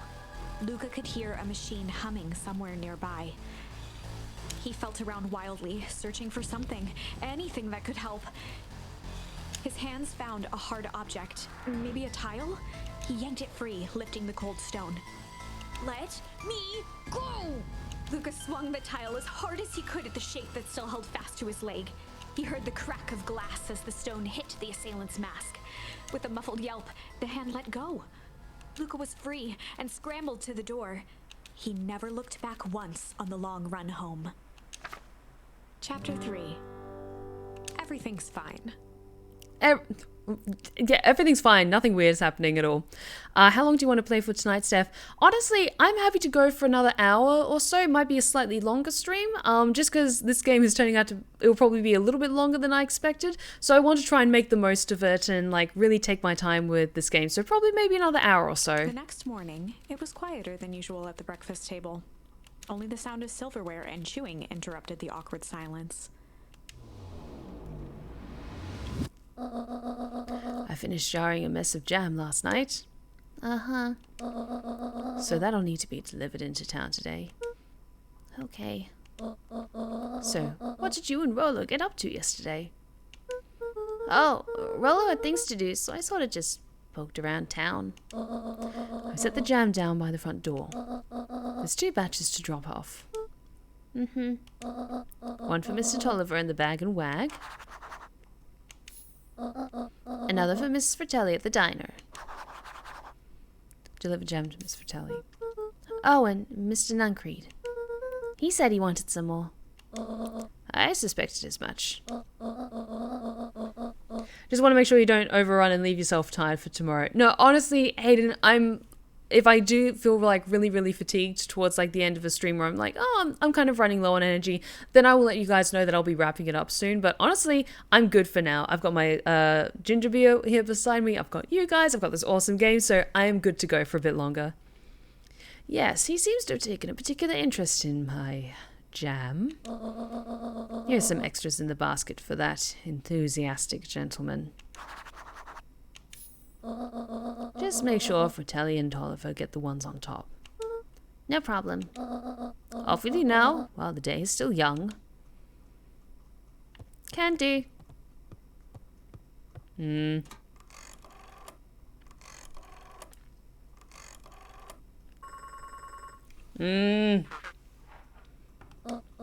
Hello, it's Juniper Hartford. Before you hang up, just hear me out. I have a business proposition. The simple matter is we both have the same problem that needs solving. Very well. We can meet tonight. Okay, and also playing it this way, with jumping between all these different paths, I have a feeling we're going to learn much, much more about all the roles that people are playing. Hey, Roller, you're okay. Okay. Sorry about yesterday. Roxy can be so annoying. But good news. No more boring chores for me today. Did you make it to the old Valentine warehouse? So, what did you find? Give me the dirt. Something happened. There was someone else there. What? Who was it? Was it aliens? I knew it would be aliens. No. Zombies. No. Alien zombies? What else could it possibly be? Well, I gotta deliver these into town first. We can catch up after. Oops. Ooh, is it a whole thing? Sounds like a whole thing. Yeah, we shouldn't talk about it here. Meet me at the treehouse tonight. I'm not sure what this treehouse is that you speak of. Meet me at mission control. Roger that, Space Cadet. Because we have to be a good boy and deliver things. Mr. Nungreed and Mrs. Fratelli.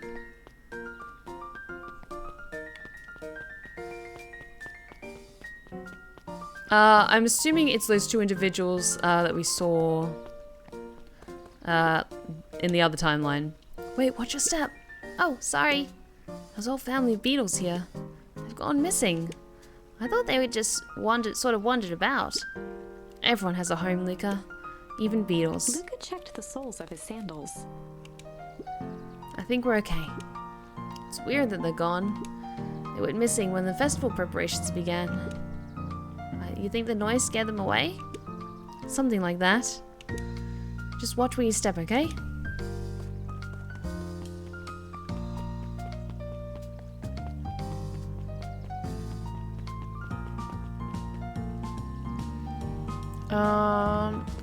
It was up here, wasn't it?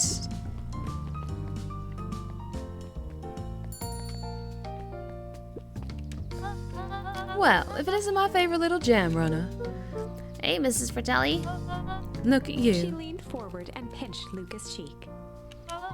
You're all skin and bones. Is your grand not feeding you? She is, it's just... I understand. You know, I taught your mama how to cook back in the day. You may not even remember, but you and her used to help out in this diner.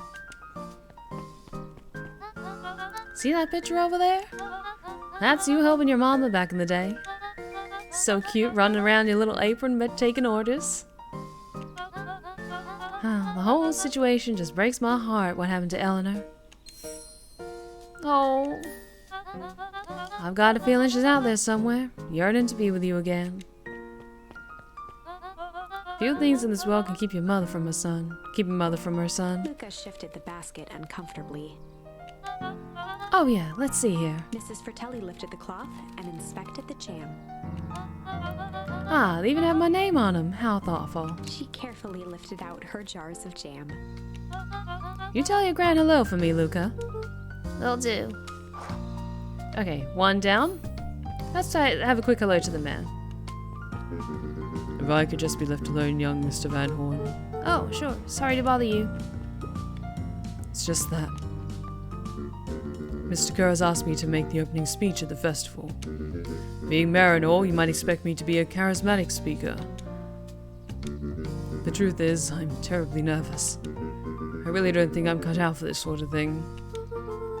Cut out for being mayor or for public speaking? Both, I suppose. I never really chose any of this. It's more of a duty to my family. For our legacy. That sounds like a heavy burden. As for the festival, just speak from your heart. I'm sure it'll be great.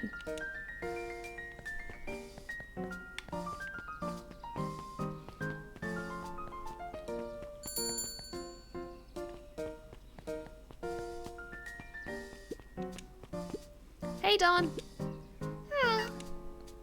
Hey, Luca, what's up? They got you on jam delivery, huh? Yep.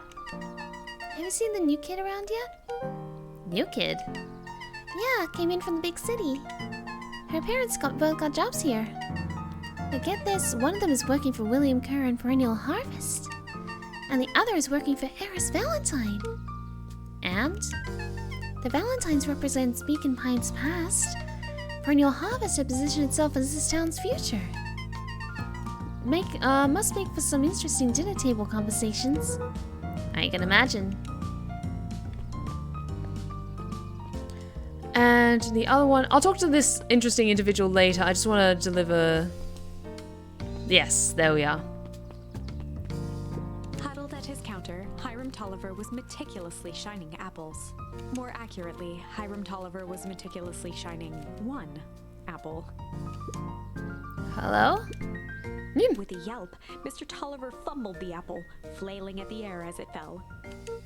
Oh, sorry.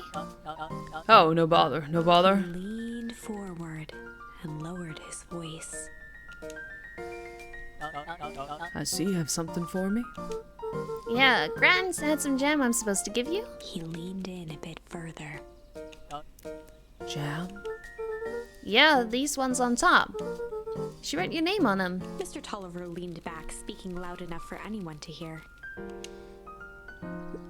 Ah, yes, the jam. Thank you so much for delivering this jam to me. Oh, Grandma, are you putting weird stuff in the jam jars? He reached forward and snapped up the jars of jam, giving Luca a little wink. I shall put it on my store shelves post haste. Okay, I should finish my deliveries. Of course. Of course. He leaned in for a final whisper. Of course.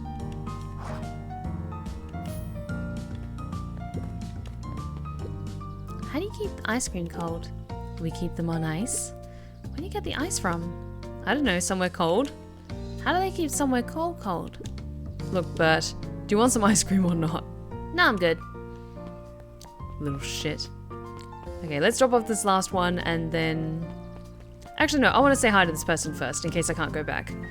Mr. Wilder, I trust you have time to chat.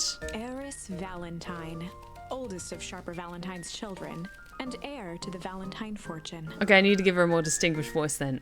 Had a way of making questions seem like demands.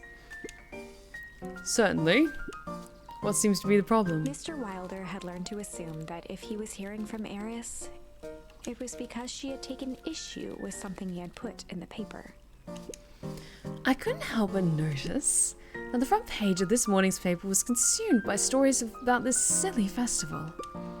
Well, yes, that is the news of the day, but there was no mention of the museum, nor the foundation through which it was endowed.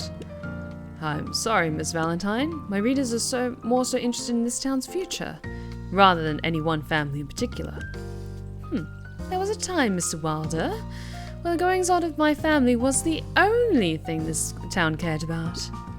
Well, things change, ma'am. And you know, change is dangerous.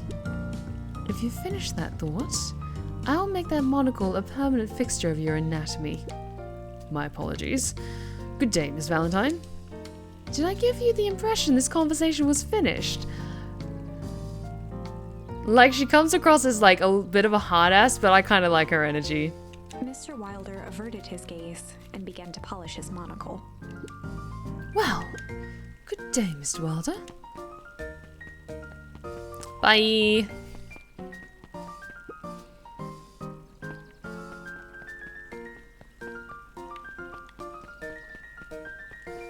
I just want to have a little look around to see if there's anyone interesting. No, I think I've got to finish up this delivery first.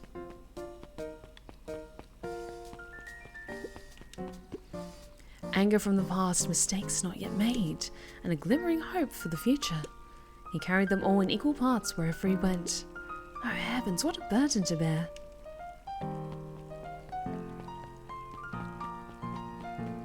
She's got good villain energy. Oh, she kind of does, and I'm not gonna lie, I'm gonna have a lot of fun speaking or like narrating her lines if she pops up again, which I have a feeling she will. Got some jam for you, Mr. Nuncreed. Luca, you seem chipper. Well, aside from being on delivery duty, it's a nice day. Mr. Nuncreed eyed Luca for a moment, then nodded in agreement. I suppose it is. So, do you want your jam? Oh, right. Usually Juniper drops those off herself. I guess she's busy today. Anyway, this is my last delivery for the day. Oh, in that case, Then Creed snatched the basket from Luca. I'll hold on to the basket until the next time I see your gran.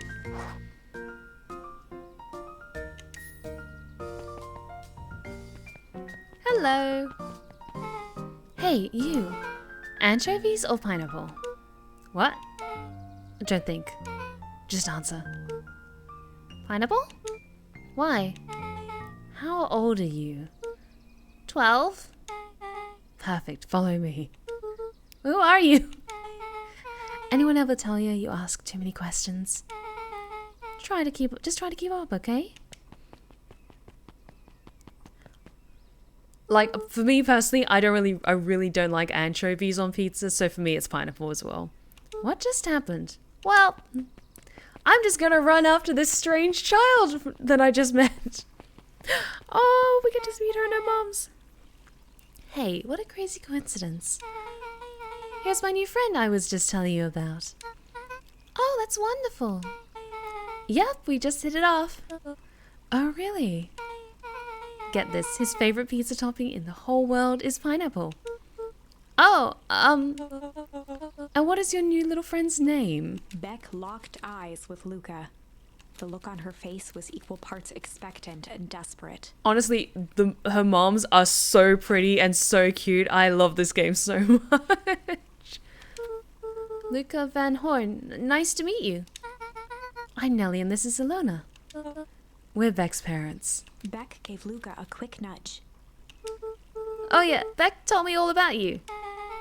Already feels like we've known each other for years. So you both can stop obsessing about me making friends. Oh, darling, we never doubted you. It's just that, for children with fewer than 5 close friends, the probability of a stunted development doubles. Oh no. Well, 1 down, 4 to go, I guess. What Nellie means is that we just want this move to be as easy on you as possible. You can relax. A friend has been friended. This calls for a celebration. Luca, you must join us for dinner tonight. Dinner? Wow, another coincidence. Actually, already asked him and he said he would love to. It's just wonderful. In that case, we should pick up some groceries. You two don't get into too much trouble now. This is fine. Wow, I can't believe that worked. Thanks a ton. You're welcome. I owe you one. My moms are great and all, but they can be a bit much sometimes. Our house is the little cottage next to that big mansion place. Wait, you live on the Valentine estate? New information? Yeah, that's the spot. Meet me by the big creepy gate. Don't be late. Or I'm back to square one on this whole friend thing. Friend grift. Great, see you there. New friends! Meet Beck at the big creepy gate.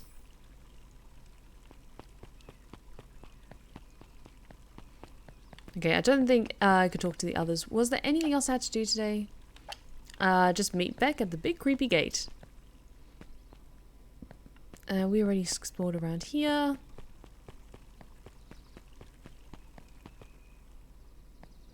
Already talked around here. Let's go back over here, because we were supposed to meet Rollo at the treehouse, correct?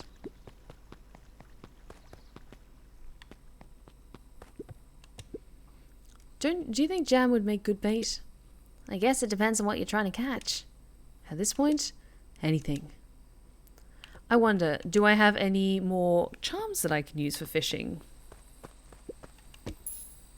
Nope, I've used all of them at the moment. Okay, I have to use one. Okay. Luca placed a sinker on the line. Sometimes the best stuff is at the bottom of the pond. Okay, because I tried to get out of that, but I couldn't, which is a little annoying because then you have to pick one of these again, but that's okay.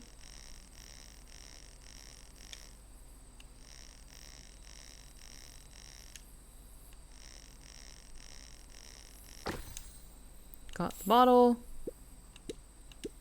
And we already did that. That's okay. Let's go. To the treehouse. Is Rollo here?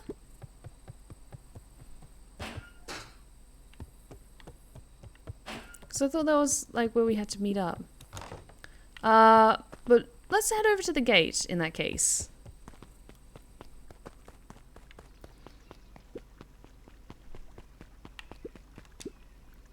You can tell those jerks. Doesn't matter how many boxes they pile up. I ain't moving.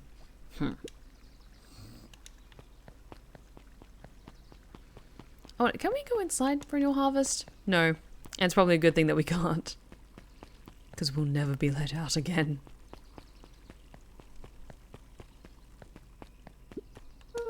Hello.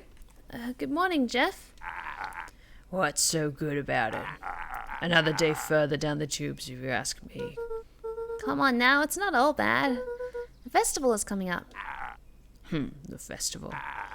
My old man Valentine used to put old Cockburn shindigs all the time. Where did that get us? Well, it's Perennial Harvest putting on this one. And they're doing it for the whole town. As far as I see it, the difference between the old Valentine company and this new Perennial Harvest outfit Jeff dug through his pockets for a bit. is the difference between this empty soup can and this brown banana. But those are both garbage. Exactly. Anyone interesting here? Nope, same as before. Also, Luke is really adorable in the way that he runs. There we go. So, who all lives in that house? Harris and Gus Valentine grew up there. And Solomon moved in a few years back. The creepy little kid in the vest? That sounds like the one. So, just 3 people live in that huge thing? I bet a bunch of shady stuff happens all the time in a place like that. Not really. The Valentines pretty much keep to themselves. So it's empty and boring? Pretty much. What a waste.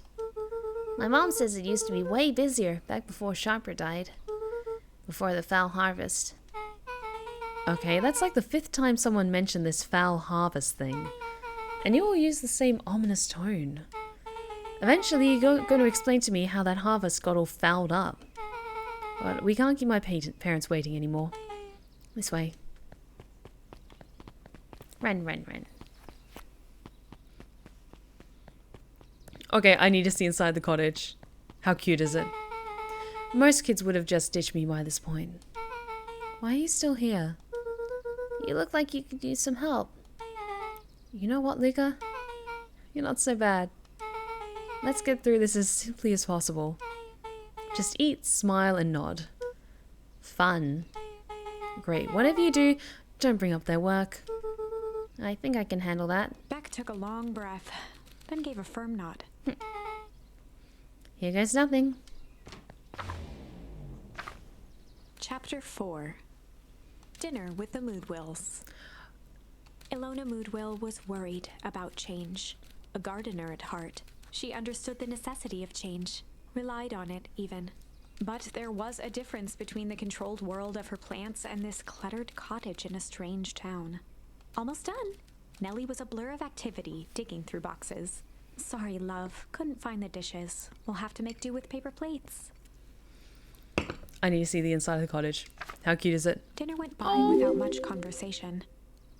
Shadow Neko, thank you so much for the follow. You are now one of my lovely lost tales, and you are welcome at the Blue Rose Respite anytime. Take a seat and enjoy. As she watched Beck and Luca finish up their pizza, Ilona let herself relax into the chair. The things she cared about were still here. Oh, thanks for the stretch check. Hayden. Oh, my back is starting to get a little bit stiff, but I'm good. I'm good. Nellie finally had the job of her dreams. Beck was beginning to take root. Ilona's task was simply to tend to them. She could do that. So, Luca, tell us a bit about yourself. Where do you live? Oh, I live with my grandma. over on the other side of the river. Your grandma? Where are your parents at? Beck? Manners. It's alright. My dad passed away in an accident at the fertilizer plant 6 years back. Oh dear. My mom's been missing for a few months now. Like missing? Luca's eyes were fixed to his plate, pushing a chunk of pineapple around with his finger. Nellie was the one who eventually broke the silence. Luca, how did you like the pizza? Oh, it was good. Very good. Normally we'd have put more effort into dinner. Ilona nervously gestured toward the boxes. We aren't fully settled in, and Beck had mentioned that it's your favorite. I'm sorry, are we just skipping the part where he said his mom was missing? Beck! I'm sorry, Luca. This move has us all a little tired. Luca wiped his face with his sleeve. No, it's fine. So, Beck said that you moved here for work? Beck gave Luca a swift kick under the table. Oh no. Ow! I mean, what brought you to Beacon Pines? Oh, you're right the first time. We're here for work. Nellie won't tell you this, but she's a brilliant chemist. I don't know about brilliant, but I do love it. She's brilliant. Perennial Harvest just made her their newest lead researcher of deep engineering. She makes it sound more impressive than it is. I'm just happy that I get to make a difference in the world. Perennial Harvest is at the forefront of evolving agriculture into something more useful than sprinkling water and excrement on the ground. Luca glanced over to Beck. She seemed to be holding her breath. What Nellie means, Luca, is that there are different ways to grow plants. Yes, some people talk to their plants and hope for the best, and some people happily leave their job to allow a loved one to pursue their dream. You swore you didn't— Beck slammed her fist into the table. Oh. Perhaps harder than she intended. Hey, Luca! How about some dessert? I actually have to meet my friend Rollo soon. Luca glanced outside to gauge the time.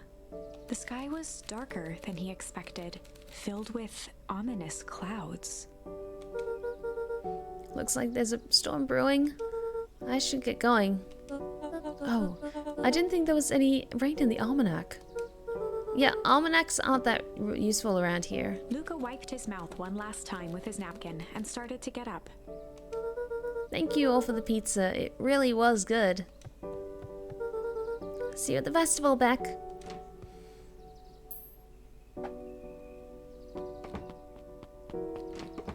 Wait up. I'll walk you home. Surprised, Luca turned around. He knew Rollo could be prickly around new people. But Beck seemed cool. Rollo would warm up to her eventually. Probably. Luca began to respond, but the sky answered for him as the clouds above began to... Let's go with break. Like, the clouds breaking implies that the rain is leaving, or it's not going to rain. And it's probably better for us, so let's go with break. Luca began to respond, but the sky answered for him as the clouds above began to break, revealing patches of star-filled summer There night. we go. Moonlight filtered down, shimmering in the treetops. Sure, you can meet Rollo. You're not going home? No, I promised Rollo I'd tell him about... Luca stopped himself mid-sentence. Promise you tell him what? Spit it out, bub. We're thick as thieves now. If there's a juicy secret, you've got to tell me. Okay. You can come to the treehouse and I'll tell you both what happened. Heck yeah. I have a feeling Rollo might be a little bit weird about making a new Luca saw friend, Beck but skulking we'll see how by it the goes. gate. So you're telling me there's nothing creepy, nothing mysterious or creepy about this place? It's mostly boring and empty. I refuse to believe that. Big spiked gate, looming mansion, rich reclusive owners. It even smells shady. Beck grabbed the wrought iron bars and shook the gate. Mark my words, you decadent nightmare house. You will reveal your secrets to me.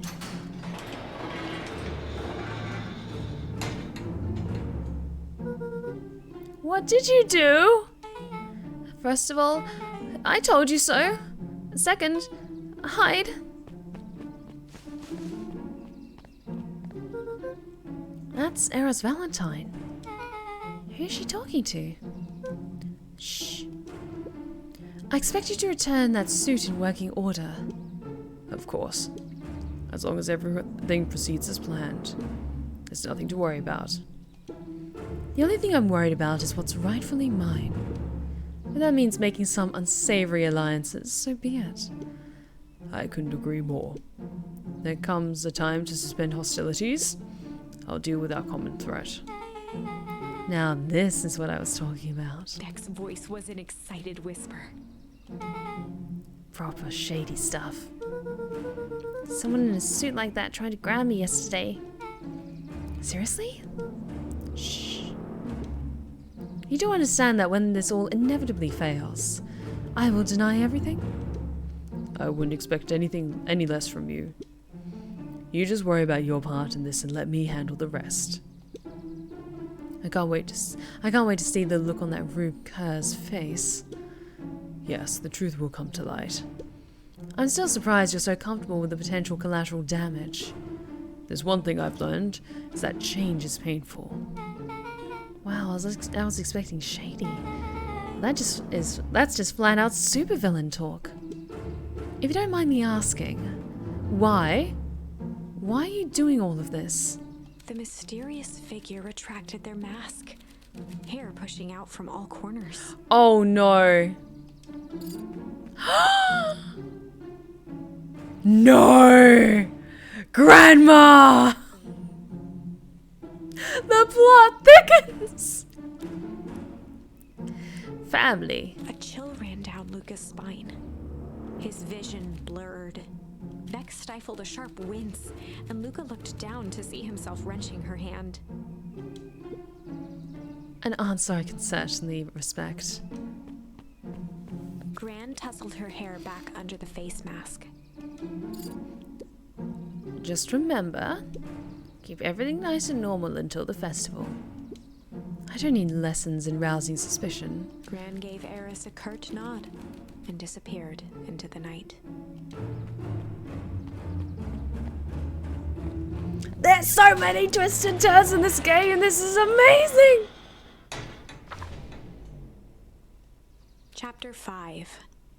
What big ears you have. Lucas sat shivering in the bushes, staring at his feet.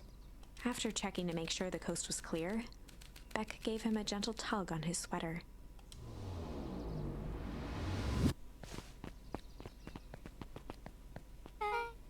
What's wrong?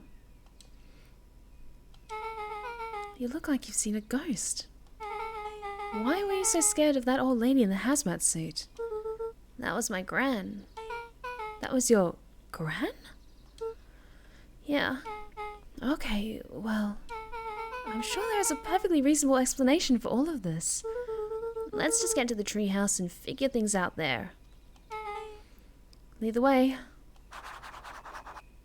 Meet up with Rollo at the treehouse. Yes. Let's go. Come on. I have so many questions.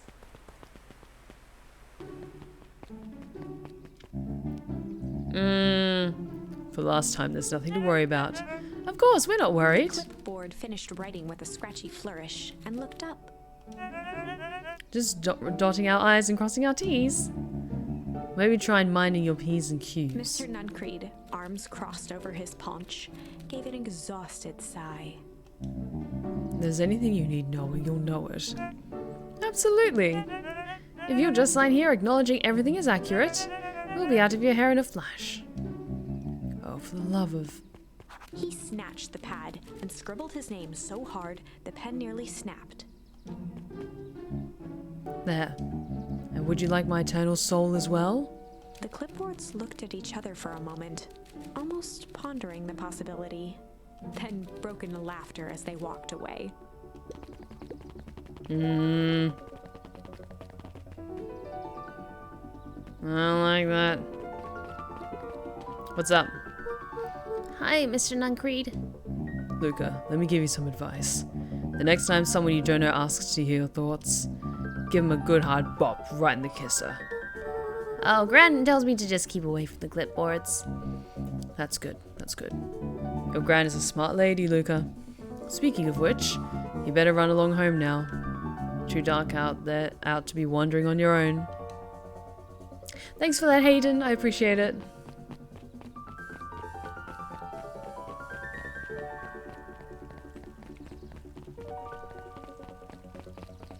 Are you still reading? The answers you seek will be revealed to you in due time. The question is, the figure intoned. Are you prepared to live with the truth? Hey guys. Another day, another dollar. See you tomorrow, Z. Have you noticed how all the perennial harvest folks order the same drink? Decaf cappuccino with extra foam? Why? I don't know. I just thought it's a little odd. Pretty weird for sure. Well, the customer's always right. See you bright and early tomorrow. Oh, I can't wait.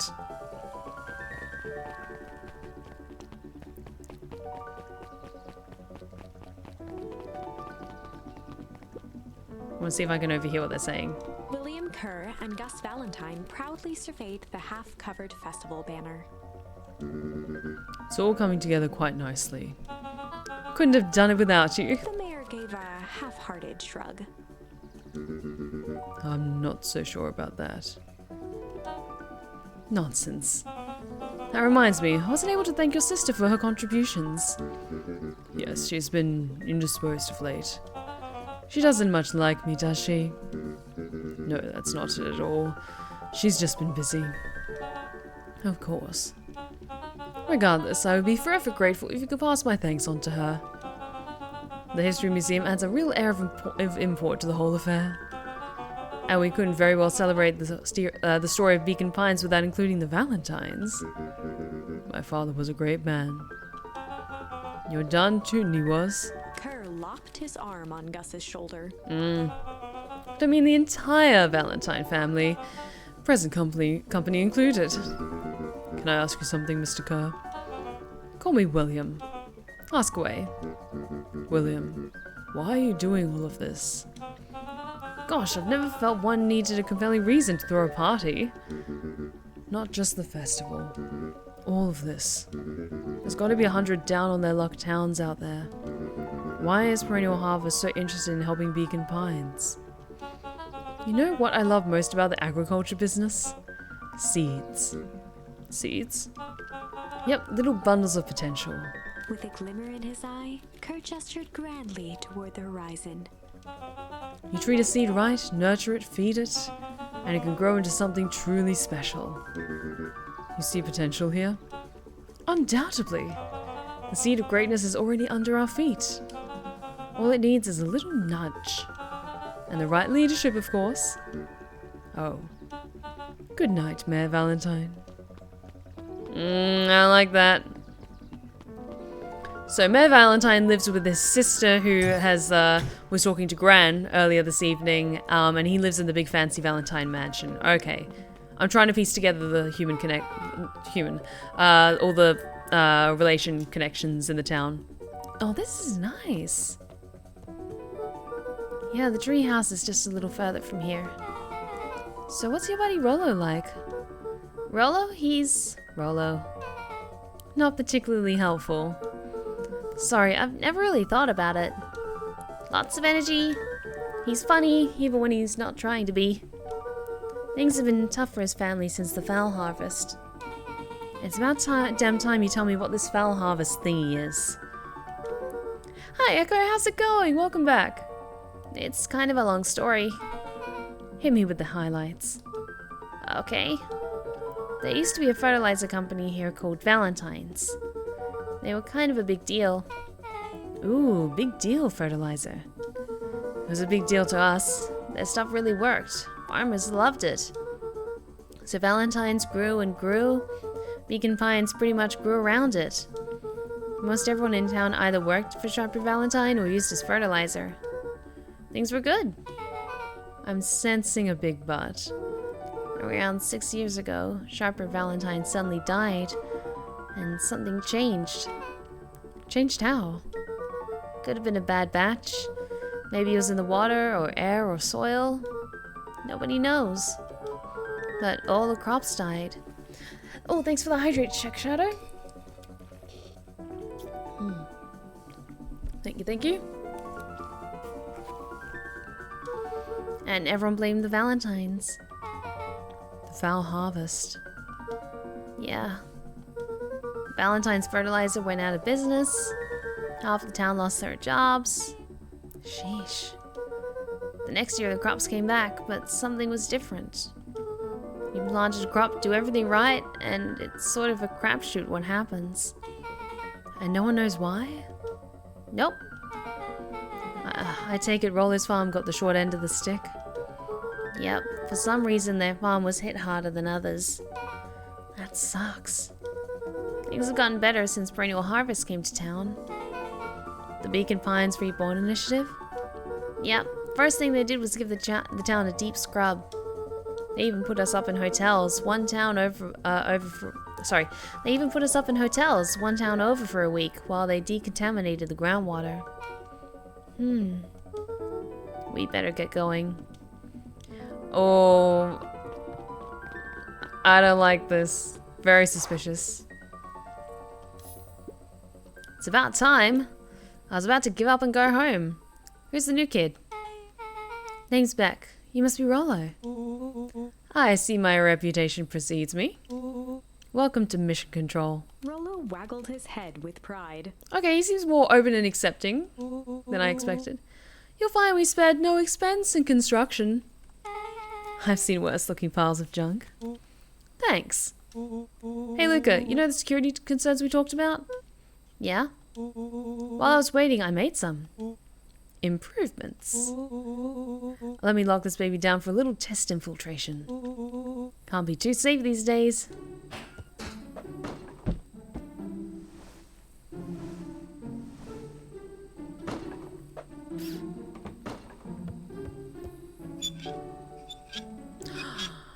Oh, getting high tech up in here.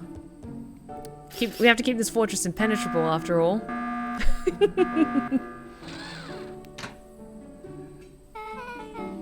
He goes all out, doesn't he? Always.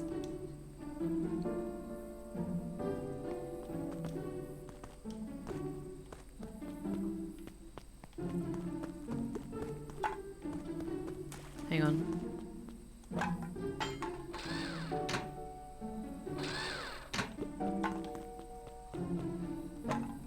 Ah, boo.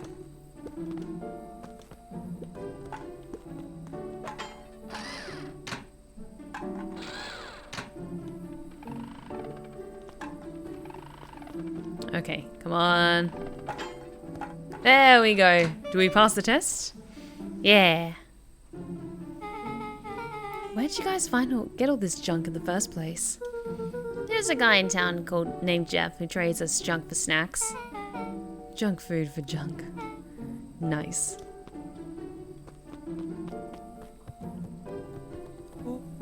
So, pretty sweet security, right? It was imaginative, I'll give you that. Luca, are you sure we can trust the new recruit? I'll vouch for her. Thanks, I guess. Oh, Luca, you promised to fill me in about the Valentine warehouse. Luca sucked in a long breath.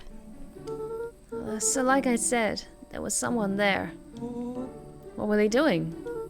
I don't know, but the place was lit up and active. Maybe they were squatters? I don't think so. It seemed more organized. When the man pulled me in, I saw some sort of equipment running. A man pulled you in? Yeah, but I got away. You keep saying it was a man. They were wearing a mask, right? Yeah. Then it could have been a woman. How did you get away? I grabbed a rock or something and broke their mask. They let go and I ran. Dang. That's intense. No wonder you freaked out when you saw your grandma. Yeah, that's the other part. On our way here, Beck and I saw Eris Valentine meeting with Gran. wearing the same sort of hazmat suit. Rollo let out a low whistle.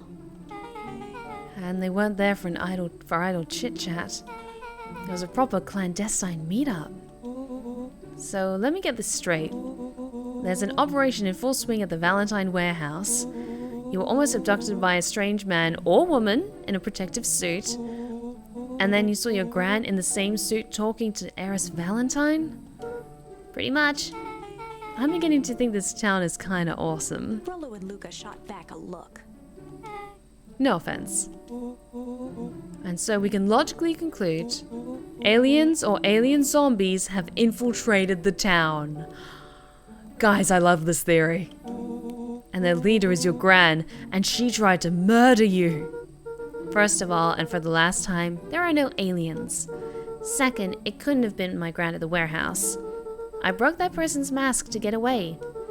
The mask Gran was wearing wasn't damaged. But she's definitely hiding something. Maybe. Gran is weird, but she might be the most boring person in the universe.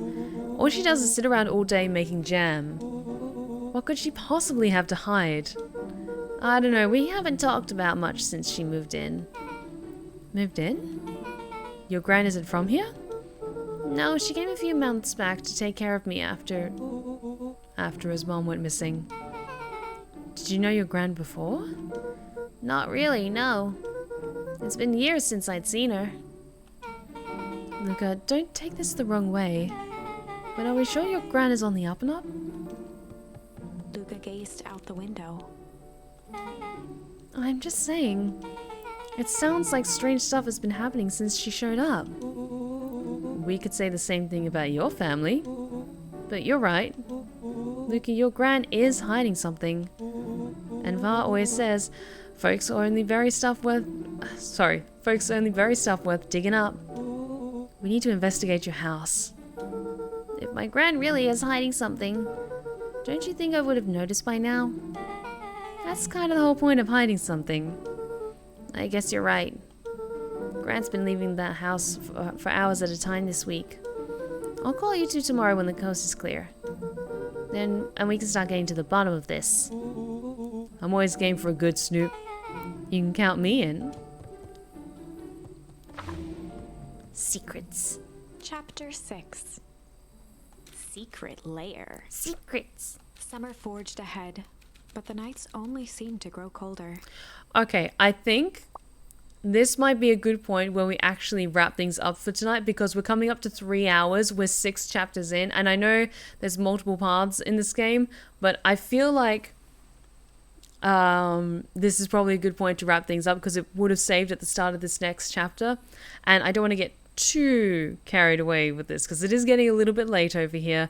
But I look forward to continuing this next Sunday, and I cannot wait for you all to join me as we see what other secrets are lurking in Beacon Pines. But thank you all so much for joining me tonight here at the Blue Rose Respite. If you've been lurking in the shadows and you like what you've seen so far, please consider following. We would love to have you back at the Blue Rose Respite. You are welcome anytime. Be sure to check out my other socials that are in the chat right now, including my Twitter for important updates and other fun things, my 2 YouTube channels, one for my ASMR tales and the second one for my Twitch VODs, and my Instagram for lovely pictures. But thank you all so very much for joining me tonight. Let us give some love to the wonderful, as always, let's go say hi to Neil Newborn, shall we?